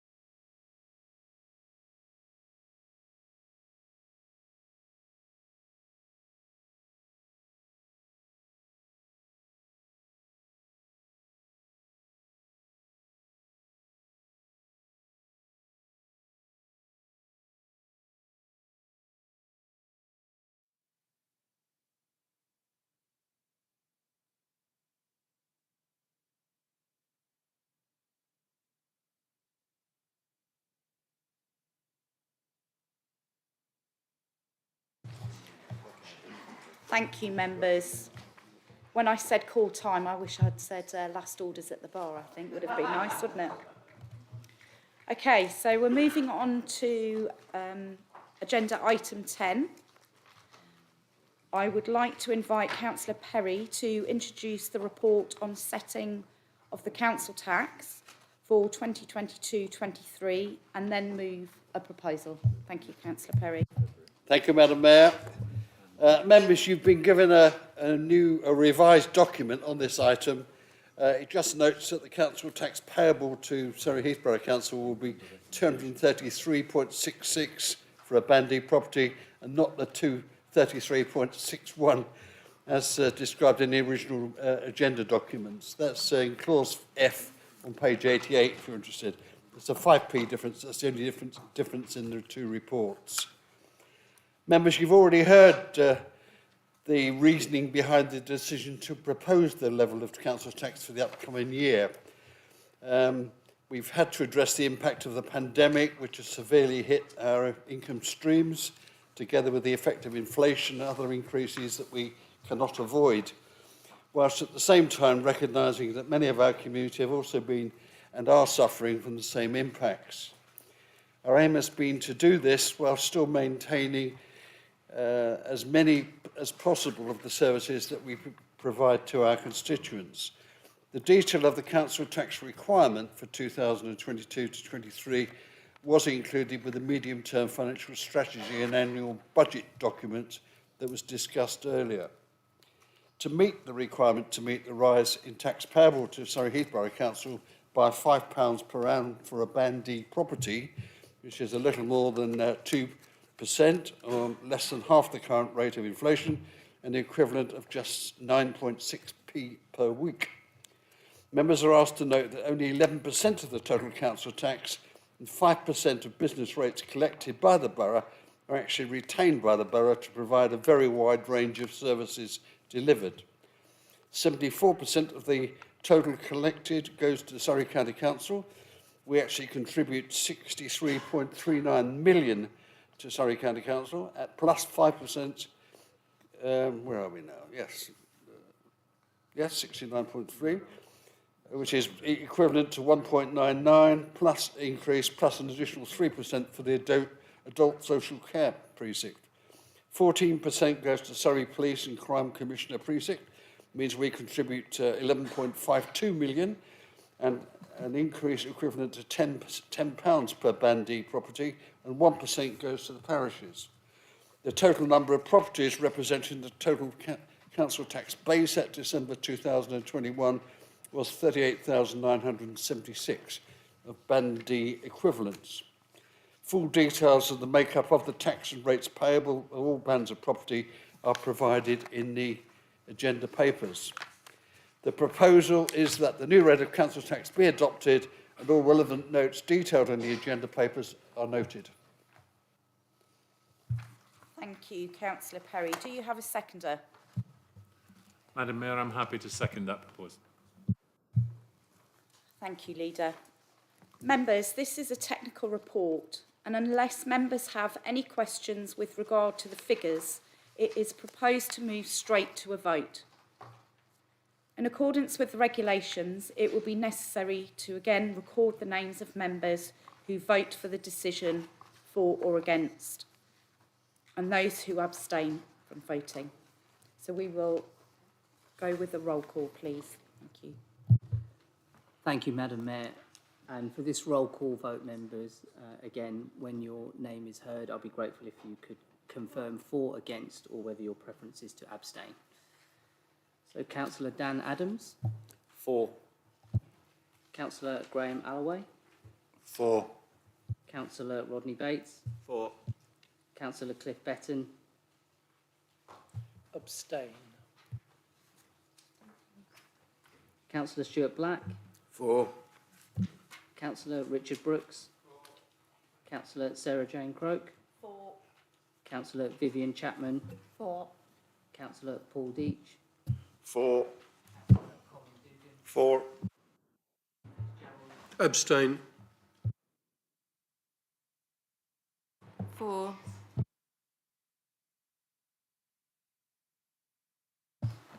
4.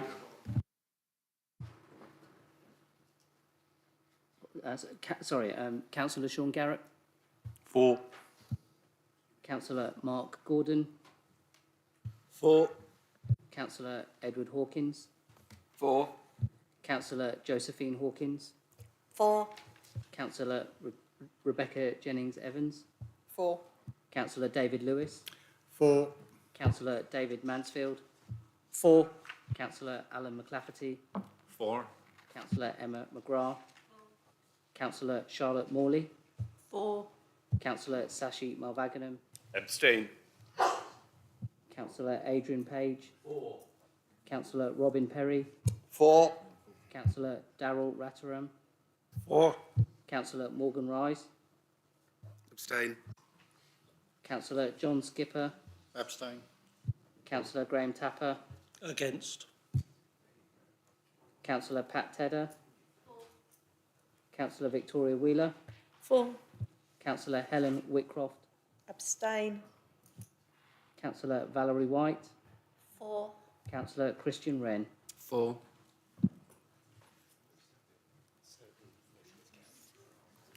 I can declare that the motion was carried. Thank you, members. Moving on to agenda item 11, executive committees and other bodies. Executive minutes and recommendation. Can I have a proposer for the executive minutes and the recommendation at minute 95/E as set out on the agenda paper? Thank you. Madam Mayor, I move that the minutes of the executive of the 25th of January and the 15th of February 2022 be received and the recommendations approved. Thank you, Councillor McLafferty. Do I have a seconder? Madam Mayor, I'm happy to second the proposal. Members, are you happy to receive these minutes and to agree the recommendations? Agreed. Thank you. Planning Applications Committee. Can I have a proposer for the Planning Application Committee minutes? Thank you, Madam Mayor. I'd like to propose the minutes of the Planning Applications Committee of the 9th of December and the 20th of January and the 10th of February, which are contained in the addendum document. Thank you, Madam Mayor. And do we have a seconder? Thank you, Madam Mayor. I would like to second the minutes for the 9th of December, 20th of January and the 10th of February. Members, are you happy to receive these minutes? Thank you. Can I have a proposer for the Licensing Committee minutes and the recommendation at minute 20/L as set out on the agenda paper?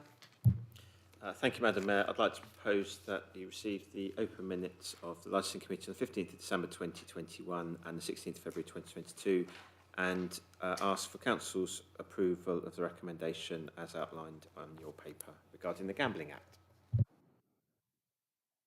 And do we have a seconder? Thank you, Madam Mayor. I'd like to second those recommendations. Thank you. Members, are you happy to receive these minutes and agree the recommendation?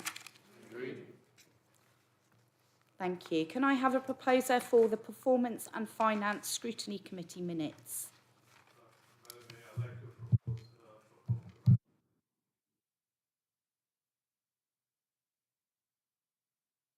And do you have a seconder? Thank you, Madam Mayor. I'm happy to second those minutes. Members, are we happy to receive these minutes? Agreed. Thank you. Can I have a proposer for the Employment Committee minutes from the 8th of February 2022 and the recommendations at minutes 23/EC and 30/EC as set out on the agenda paper? Madam Mayor, I'm happy to move that the minutes of the meeting of the Employment Committee on the 8th of February 2022 be received and the recommendations approved. And do you have a seconder? I'm happy to second those minutes, Madam Mayor. Members, are you happy to receive these minutes and to agree the recommendations? Agreed. Thank you. We're nearly there. Can I have a proposer for the notes of the Joint Staff Consultative Group, please? Thank you, Madam Mayor. I would like to propose that the minutes of the Joint Staff Consultative Group of the 13th of January and the 3rd of February be received and the recommendation be adopted. Thank you. Thank you, Councillor Tapper. And do you have a seconder? Thank you, Madam Mayor. I'm happy to second the notes of the Joint Staff Consultative Group on the 13th of January and 3rd of February. Thank you. Members, are we all happy to receive these notes? Thank you. Moving on to item 12, motions. I would like to ask Councillor Sharon Galliford to move her motion and indicate if she wishes to reserve her right to speak. Thank you, Madam Mayor. Firstly, yes, I would like to reserve my right to speak. I'm going to keep this extremely brief. I've been considering this motion for some time, and as we've been focused on finances, this evening seems to be the appropriate time to introduce it. The issue of taxation is very much in people's minds as we face an economically challenging period. Tax evasion and avoidance is at the forefront of many debates. It is therefore a pertinent time to be setting our moral compass as a council. Also, having made the decision to dissolve the Jersey Property Unit Trust, we are now in a position to declare our intentions for the future and thus send a strong message to our residents that we are taking a lead in social responsibility when it comes to tax issues. I also hope that the leader has noted that there is no requirement to write to anyone should this motion be passed. Thank you.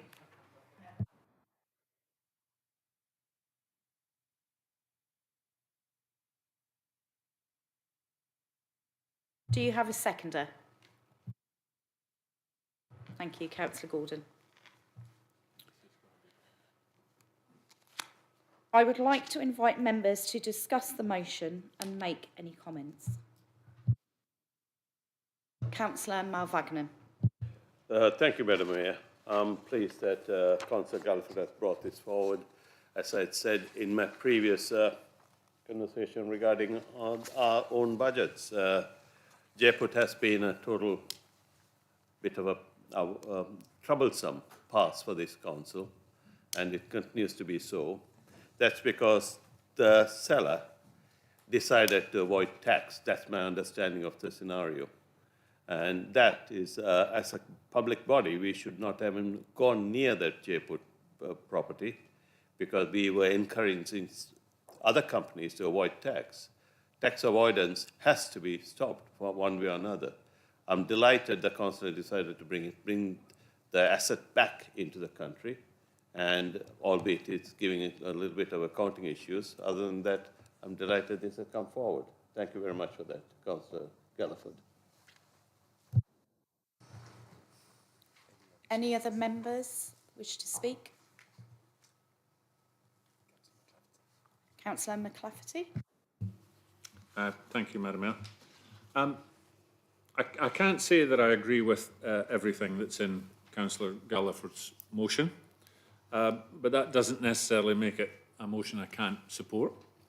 I think there's a huge difference between tax avoidance and tax evasion, and I agree that this is about trying to minimise tax avoidance, and everyone can agree that paying tax is an essential component of a safe and fair society, and everyone, individuals and businesses, should pay their fair share. I have a particular problem with item small 6 at the top of page 5, which Councillor Malvagnan has just alluded to, about the use of offshore vehicles for the purchase of land and property, especially where this leads to reduced payments of stamp duty. When we hear offshore, we typically think of, I don't know, nefarious secret accounts in the Cayman Islands and tax evasion and all the rest of it. But the use of offshore vehicles for the purchase of properties is a very common, it's a very transparent and, of course, legitimate tool used in the buying or selling of properties. This council has seen a drop in our income, as we've just discussed at length. And should a property become available which would help us continue to deliver essential services or be suitable for regeneration, I wouldn't want to rule out our buying it because it was only available through this type of mechanism. Therefore, I would politely and kindly, and I note the benefit of me not having to write to anyone, Councillor Gallagher, but I would ask if she would please consider removing item small 6 from her motion. If she would, then I would be moved to support the amended motion. Thank you, Madam Mayor.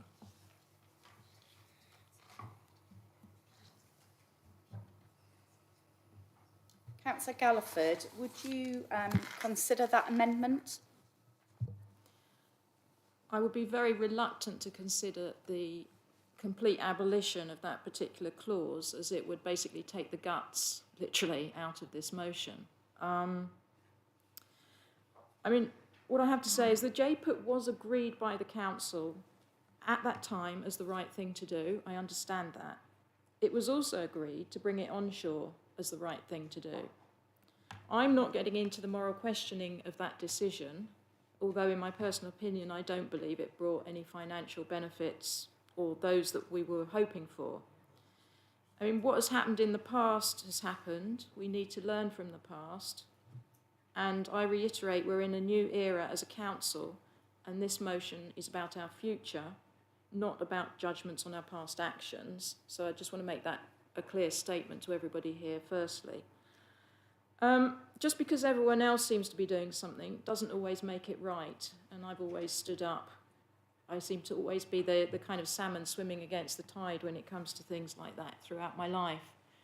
I think it is time that we actually made a decision not to use a JPUT again. We had the opportunity, I believe, with our previous acquisition to have negotiated differently. And I think in the future, we need to consider whether we would go for it, definitely go for a JPUT again. Because the circumstances are that I personally don't believe that we particularly benefited from it.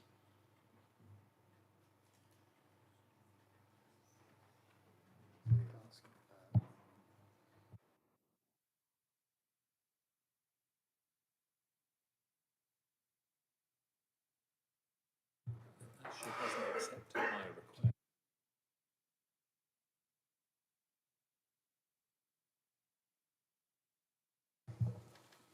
Councillor McLafferty, as Councillor Galliford hasn't accepted that amendment, are you looking to put something? Yeah, can I? Okay. I do take your point, Councillor Gallagher. This isn't about history, and it's you know, it's about moving forward. I think the point still stands. I think there is support for this motion. I think you're right. I've got no problem at all with this council standing up and you know, saying people should pay their fair share, etc. Okay, but in a similar way, I need us to be pragmatic and say, you know, if there's an opportunity to buy something for regeneration anywhere in the borough, or it will bring in surplus funds to do that, but the only way to do it is through an offshore vehicle. I just don't want to be in a position where we're going to say no on those grounds. I think there are things that are, it's more pragmatic to say that we would use that, and you know, and if it's appropriate, we'll bring it onshore as soon as we can. All right. So I would therefore, and I respect your position. I don't have a problem with that. So I would make a proposal then, Madam Mayor, if I may. I propose that an amendment to the motion, because I'd like to see the motion passed, but I propose that item small 6 be removed and the subsequent item numbers be renumbered. Thank you. Councillor McLafferty, do you have a seconder? Madam Mayor, I'm happy to second that proposal.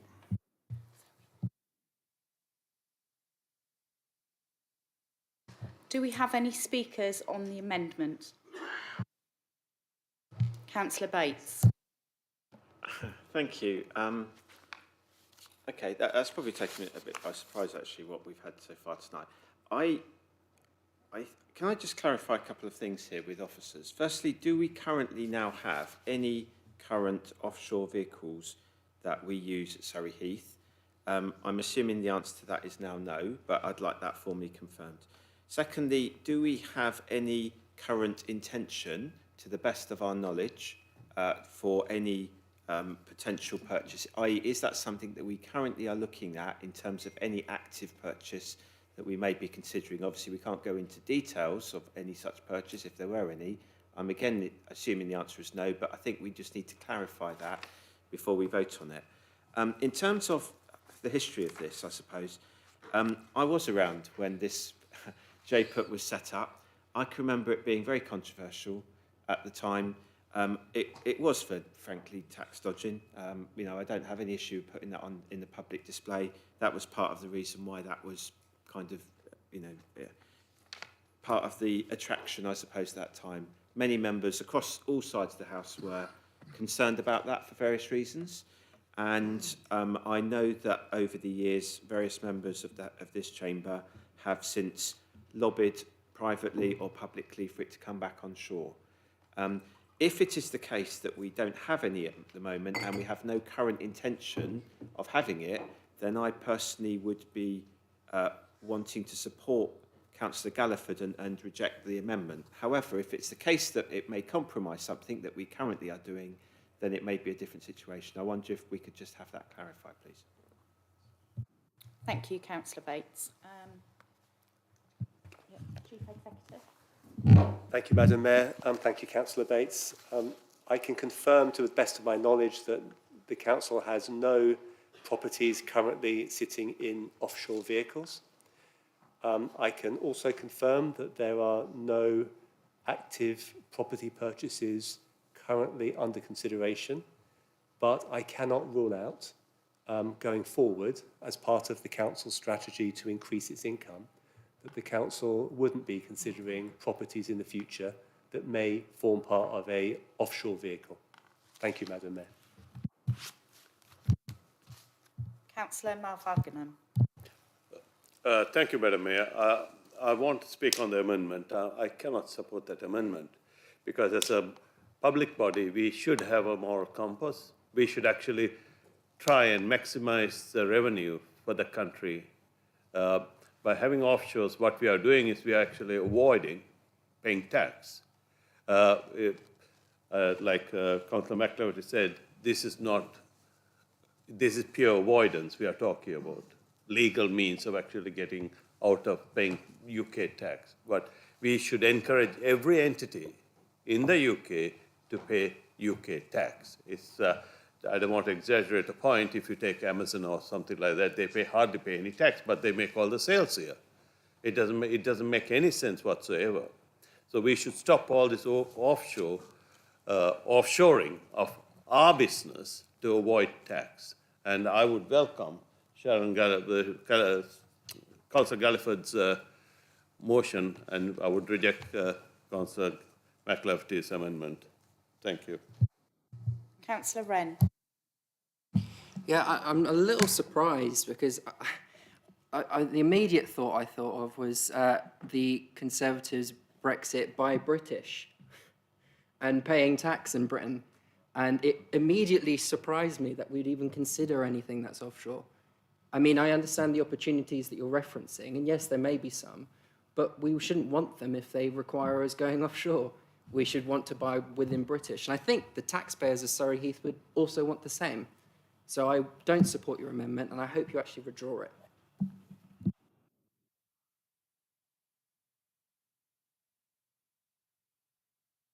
Councillor Galliford, do you have only the right to reply? It's just a matter of point, really, that if we do remove point V1, we also have to remove point C, which, if I may quote, says, as recipients of significant public funding, local authorities should take the lead in the promotion of exemplary tax conduct, be that by ensuring contractors are paying their proper share of tax or by refusing to go along excuse me, with offshore tax dodging when buying land and property. We would have to remove that clause as well. And I think that's a very strong statement.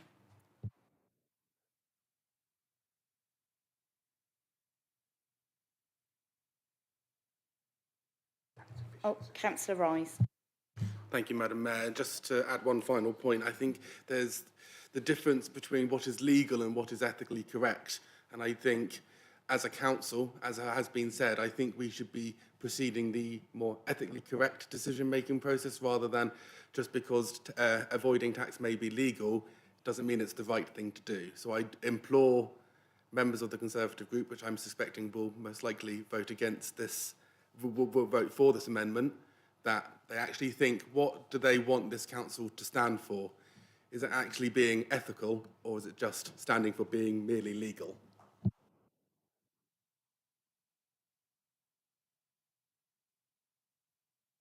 Members, we're now going to put Councillor McLafferty's amendment to the vote. Will we do a roll? Yeah. A show of hands, please, for this one. All those members in favour of the amendment, please put your hand up.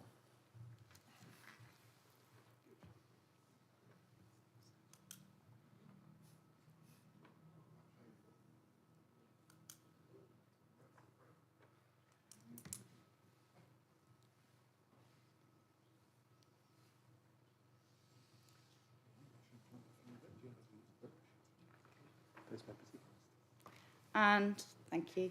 All members against?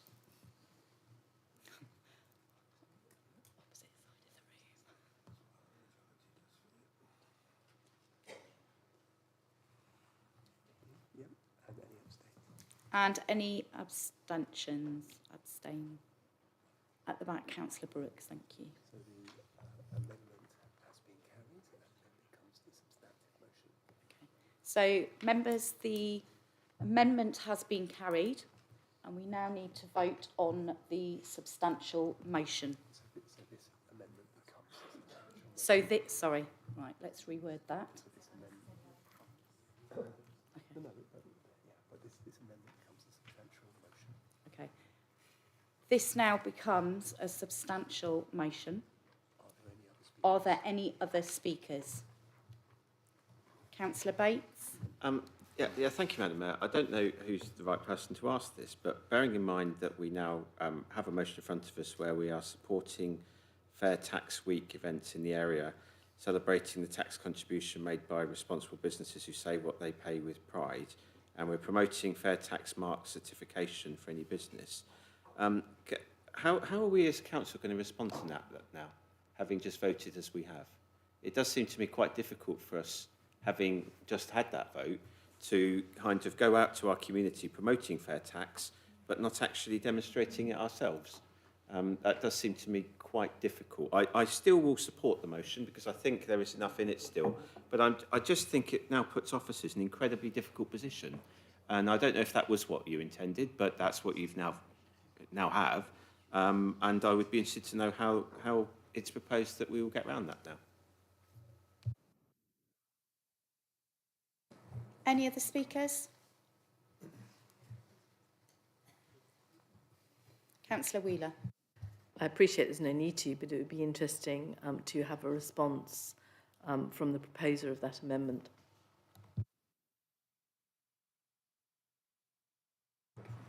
Councillor McLafferty? Thank you. Thank you, Madam Mayor. There's a reason, we're all grown up. The Conservative group could have looked at this and just voted down the motion. But there was enough support for the motion for it to go through. And as is the way of democracy, we don't all have to agree, but we can modify things, find a middle ground where people are, if not everyone's happy, everyone's equally unhappy. And the motion can go through. And I particularly felt that I wanted to support this motion.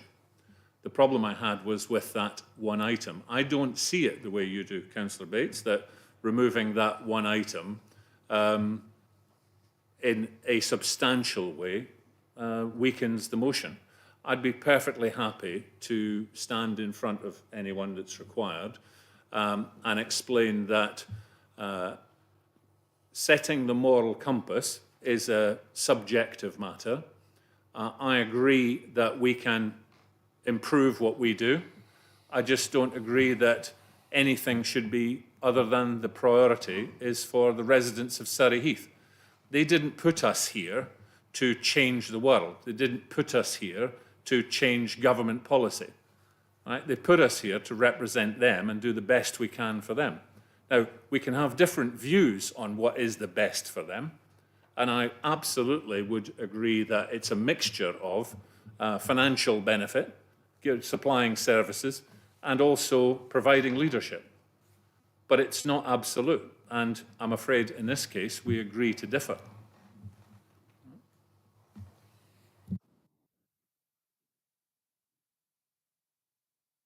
Councillor Rise. Thank you, Madam Mayor. I just find it very baffling now that we have a motion in front of us which, by all accounts, the Leader of the Council is going to support, where the Council believes that as recipients of significant public funding, local authorities should take the lead in promotion of exemplary tax conduct, be that by ensuring countries are paying their proper share of tax or by refusing to go along with offshore tax dodging when buying land and property, but have now just removed a clause of the motion which is action based on that. So while we're saying we believe it, we're now actually saying we believe it, but we'll do it if it's in our interest. And I think that's a real shame that this council is now debating the motion as amended, because we're saying one thing and then the reality is this council will do something else. So I think the Leader of the Council should have looked at the full motion before making his amendment, because I suspect that he missed point 2C, and that's why he didn't remove that clause. I think it's a real shame that we're now potentially going to vote through a motion saying we shouldn't use offshore tax dodging, but we will if it comes down to it. Thank you.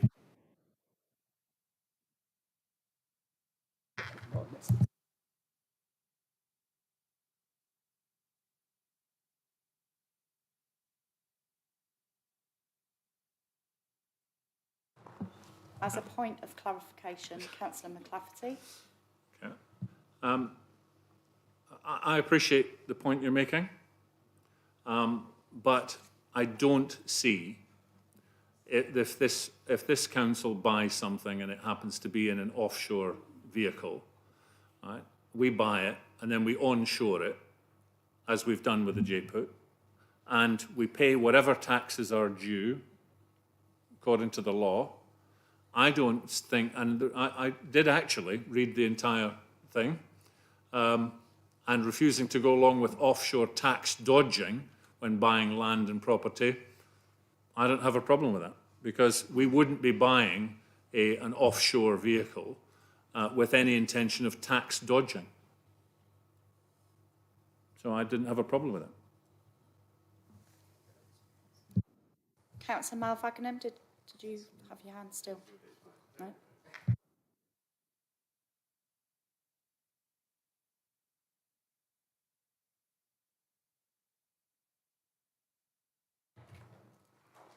If there are no other speakers, Councillor Gariford now has the right to reply.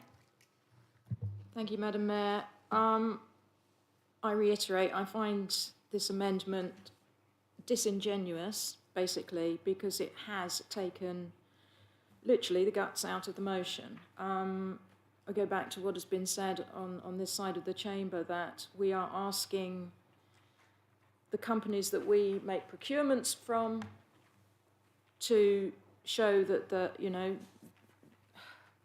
they're applying what we see as just tax. We are supporting fair tax events, etc. And yet we're being somewhat duplicitous about it ourselves. I can appreciate that we want to purchase things in the best possible way to generate revenue for all sorts of purposes for our residents. But there are ways and means of doing that. I think onshoring cost us rather a lot of money when we finally did it as well. You know, we could have negotiated to have onshored it before we even bought it. There were many ways around this. As for lobbying and pressuring the government, I think that is actually one of our roles, to be quite honest. And that's one of the reasons why I'm sitting here in this chamber. It's A, to represent my residents, but also to lobby government for changes that will help my residents. Thank you, Councillor Galliford. So, members, we now need to vote on the amended motion. And are we going for a roll call or show of hands? Okay. Just checking. Okay, so all those in favour, please raise your hands.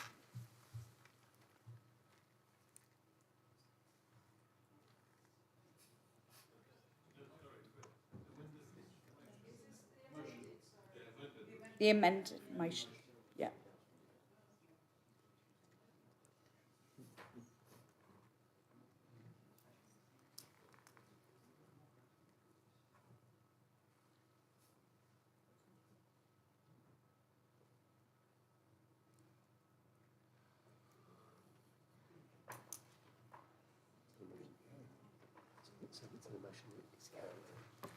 Okay, members, so that motion is actually carried now.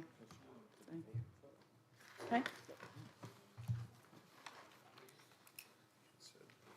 Members, moving on to agenda item 13, I would like to invite the leader to introduce the report of the Governance Working Group and to move the recommendations therein.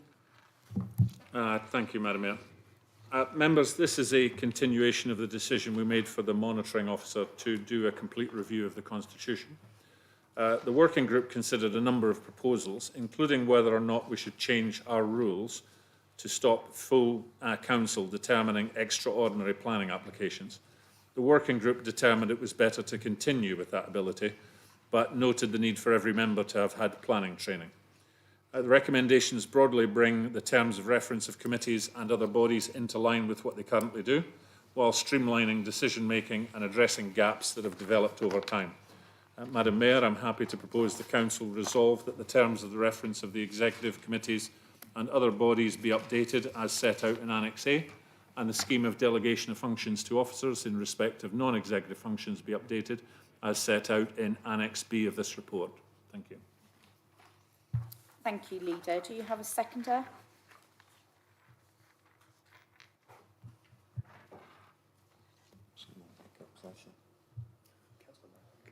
Thank you, Councillor Malvagnam.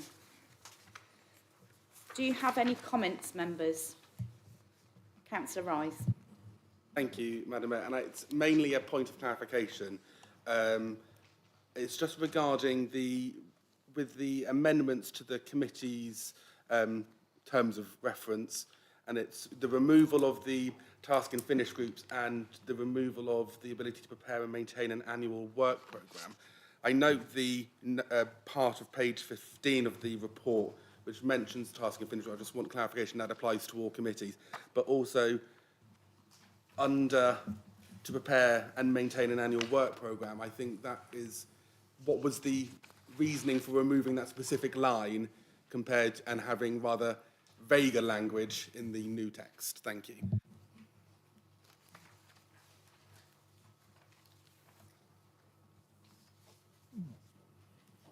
Thank you, Councillor Rice. We're just checking with the monitoring officer. Calvin, afterwards.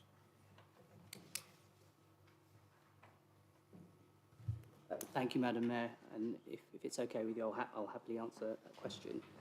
So the removal of those items, they are administrative functions. They're not what would normally be considered terms of reference. So the committees already have the ability to undertake those functions because they're administrative.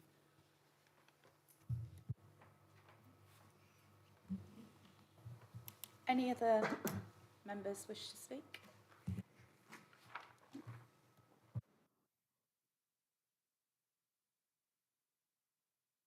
Members, are we happy to agree? Agreed. Thank you. Moving on to agenda item 14, ISO 9001. Please can I ask the Chief Executive to introduce his report? Thank you. Thank you, Madam Mayor. Thank you, members. I'd like to present the report of the Chief Executive on the consideration of ISO 9001. This is in response to the motion agreed by full council on the 27th of October 2021. The report also reflects the subsequent consideration and recommendations of the Performance and Finance Scrutiny Committee that met on the 19th of January this year. Thank you, Madam Mayor.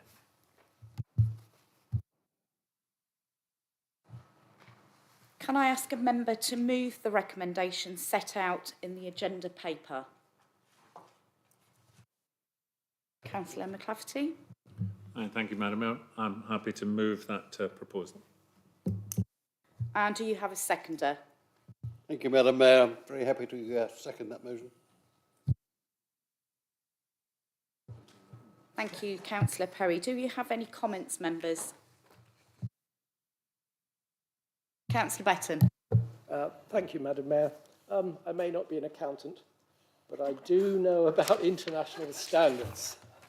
Having implemented ISO 9001 and ISO 27001 in my own company and implemented ISO 14001 in many countries around the world. So on this instance, I do know what I'm talking about. I do not recognise the contents of the report based on my experience over many years. I have spoken to the Chief Executive about this, and we have agreed to have a discussion with the officer that prepared the report. With regard to the recommendations, resolution point 1, I like. I have nothing against item 1. Item 2, on page 153, I do not like. And I can see that some of you are hardly surprised by that. It is the last phrase, not be supported and is removed as an option, that I have trouble with. And I would like to propose an amendment to the recommendation that that phrase be removed and be replaced with that something along the lines of the council work towards certification. Not saying you have to do it. It takes years to go from an internal management system to getting certification. Yes, it is. It's a very complex business. It doesn't cost a huge amount of money. It means you get things right, and you get them right first time. So I would like to propose that amendment, Madam Mayor. Do you have a seconder? Councillor Rise. Thank I'm you, happy to second that amendment.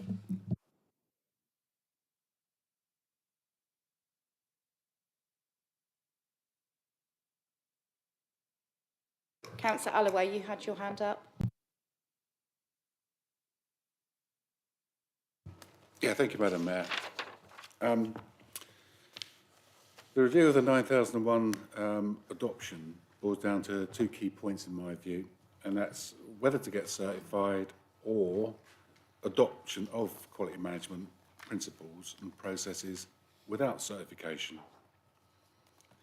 On my first point regarding certification, I would concur that the cost needs to be justified to the public purse. And unless our client residents are demanding certification, or we tender to supply services and 9001 is a requirement, all the government edicts you will get certified, then the figures quoted for the certification would need to be balanced and with tangible evidence of financial return to warrant the cost and ongoing costs. I too do question those costs quoted in that report. They are outlandish in my experience. The second point regarding adoption of the principles and processes for improvement without certification, this should yield the same benefit with negligible costs. Unless there are never any examples of non-conformity and then there is always opportunity for improvement. Given the 9001 process is not rocket science, I would, and I am sure residents would expect, that all reasonable measures be adopted to improve performance. So Surrey Borough Council is not a manufacturer, it's a service provider. And 9001 principles apply equally to service providers. Whether all councils choose to get certified is their choice, but all councils should strive to deliver operational and service excellence. Analysis of what they do in their processes is not only a 9001 principle, but basic good management practice. So some examples I have experienced and raised that has inspired the 9001 proposal. One, if a critical document had been better controlled, the council may not have been out of pocket to the tune of 250,000 in site remediation costs.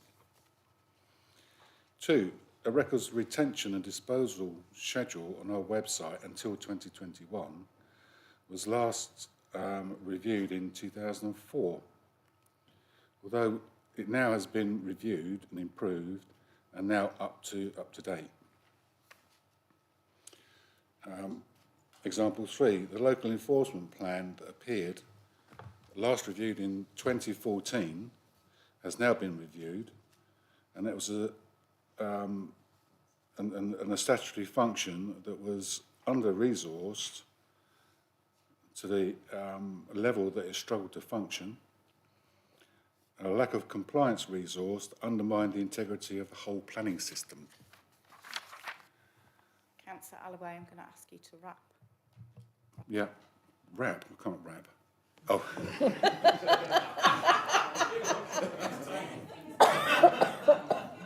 Yeah.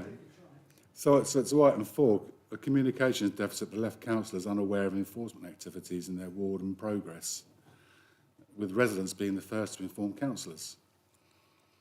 Item 5, a communications deficit that left councillors out of the pre-act activity.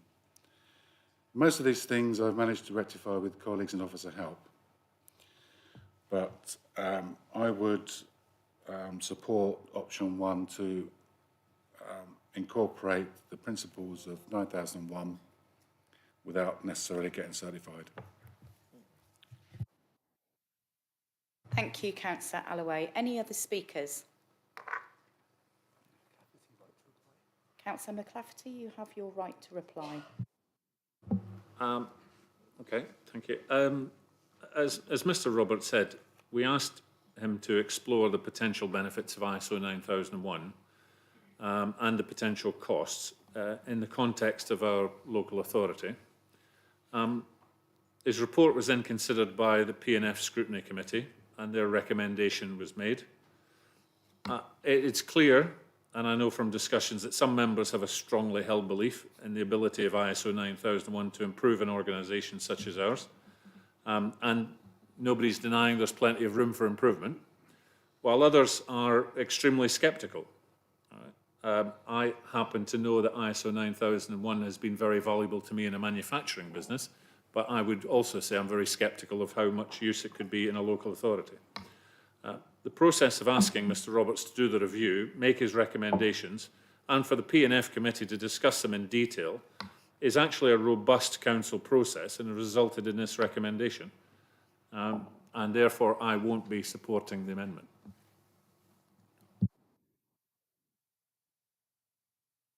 Okay, members, we're going to now put the amendment to the vote.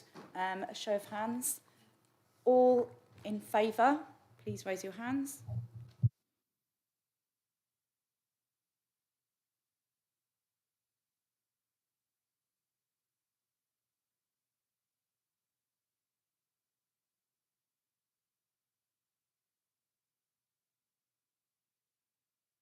All those against?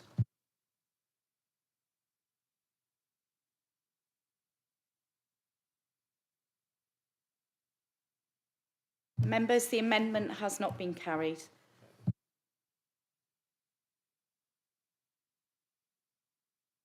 So we now go back to the original motion, and that needs to go to the vote. And again, a show of hands, all in favour? The original motion.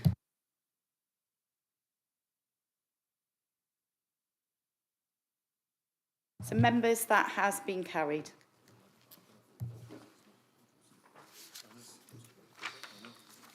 Okay. I would now like to invite members to ask questions of the leader, Councillor Alan McClafferty, on issues relating to executive functions. Please be aware of the time now. It is 9:45.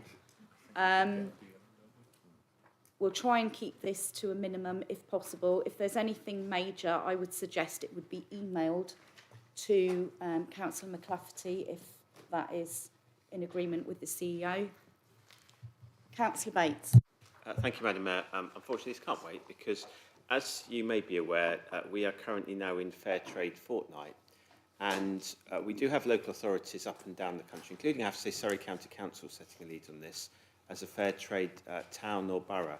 And therefore, can I ask the leader of the council, despite what we may have had earlier on, would he be in principle supportive of us becoming a fair trade town, as indeed many others of different parties up and down the country, towns and cities are, and to encourage fair trade principles within our borough? Thank you, Madam Mayor. I'll be honest with you, I don't know a huge amount about fair trade, the branding and all the rest of it. I've heard about it. It's interesting, I read an article recently that a big company had just decided to abandon fair trade because it felt there was another standard that was higher. In terms of the principles of fair trade, I'm absolutely fine to reassure Councillor Bates that I would support any moves that are towards having us as a fair trade borough. I would want to know the details of that, as anyone else would, but in principle, I'm happy to support that. Councillor Wren. Thank you. Just a quick one with recent news, especially regarding Ukraine. We obviously gave support to Afghanis that needed refuge, and I just wanted perhaps a comment of support if need be that the United Kingdom were willing to take Ukrainian refugees in the current situation, that we'd be prepared to do so. Thank you, Councillor Wren. We took in, as you said, Syrian refugees and housed them and are still supporting them. And we took in Afghan local employed staff, LESs, and we housed them and supported them. We did so when the government put out the call, and I'm very proud of the fact, we're rightly proud of the fact that we were one of the first. The bottom line is that if the government puts out the call, it's definitely something we would consider. But I would want to be honest and say it has to be within the ability of the council. The fact that we've already done the two other groups puts a lot of strain on our family support service. And if the chief exec was able to say that we had the capacity to do that, then I think we've shown our heart and we would. But it would be on the basis that we're actually capable of it. Councillor Wheeler. Thank you, Madam Mayor. I would like to understand the Chief Executive's the leader's approach, and also recommend that this council contact Surrey County Council with reference to the scrutiny of the local and joint committee's highway functions, which were considered on the 7th of February, and the recommendation that came forward that effectively the scrutiny and the presentation of petitions, etc., would no longer fall within the remit of the local area committee. And I would hope that he would support an objection to those amendments at Surrey County Council and for the status quo to remain. Thank you.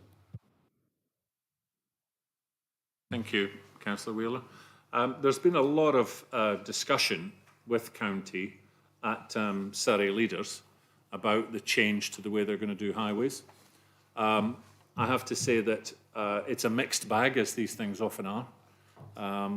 I like the fact that local councillors, county councillors are going to be more involved and going to have more of a say in how the money is spent and where it's directed. But that is clearly at the expense of the local committees. I I actually think the local committees have now on a very limited lifespan, because what's happening is they started with a lot of resources and a lot of support and a lot of remit, and that has been taken down and down and down, and I wonder if it's time for a change. I think overall, my view, you asked me is what would be my view. I think my view is that I think we need to improve how we do the highways. County needs to improve. I think our residents need that. And for the time being, my view would be to support the changes that County are putting in. Thank you for your candid response. I think as a representative of a rural area within Surrey Heath, it's difficult enough to get our voices heard. I think that as Surrey Heath, it's very difficult to get our voices heard. At county, we are one corner of a very, very large county. And I think it will be increasingly difficult to have proper resident engagement without the use and without local area committees continuing, because it is physically too difficult to get our residents physically engaged in meetings across a very large borough. So I have to say I'm very disappointed in your response, but thank you for being so candid. Sorry, just to clarify, just to finish off, not because I've got to have the last word. There was a discussion about that. That very point was put to, what about resident engagement? And the point was made that in the new way, when I think they've done a trial or something, they were receiving something like 100 people were getting involved, which is still a very small number, versus the number of people who would show up and speak or listen at a local committee. What I'm saying is that there are two ways of looking at that, as there always is. And I think the thing we probably mostly agree is that we need to improve how we do our highways. Pre-pandemic, we had hundreds at our local area committee regularly. Unfortunately, poor recent chairmanship and cancellation of meetings has disengaged our local population. Okay. Any other questions for the leader? Members, I would like to ask Councillor Mansfield just to make an announcement. Thank you. Members, first of all, Madam Mayor, thank you, Chief Executive and officers, councillors. I'll be standing down as a councillor following the meeting this evening. I'm proud of the many issues that I've stood up for during the 3 terms I've had the honour of being elected on behalf of my residents. I'm sure you will agree some of these changes occasionally brought me into conflict with my own party and former members. However, I've always believed in honesty, integrity, and that's been my priority to be fair and represent my local community and stand up for these values. As many of you are aware, I returned to the NHS from retirement in March 2019 on a temporary contract, before planning to move to the southwest. Working for the NHS in London has enabled me to continue to attend meetings and support the community. However, my intention now is to retire for the second time and spend all my time in the southwest. It's been a pleasure and an honour to have served as a portfolio holder under our leader, Alan McCafferty. I would like to think that with the changes and transformation implementations we've undertaken during this time, it will provide our community with a more structured and cost-effective service in the future. I would like to thank all of my fellow councillors for their commitment and dedication to their individual communities. And I wish them all the very best for the future. It's been a pleasure, and I thank you, but my term is now come to an end within the NHS, so I'm going home on the Penzance Express. Thank you. Members, could we all stand up? I'd just like to say, Councillor Mansfield, on behalf of Surrey Heath Borough Council and the residents that you've served, thank you so much for your time and your continued effort. Thank you.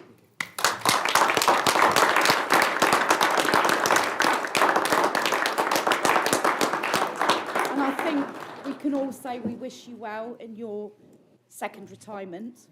And that concludes the meeting this evening. evening. Thank you all.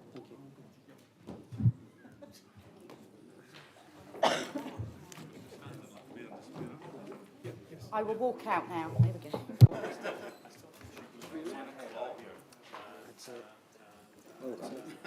You can do that. Two years.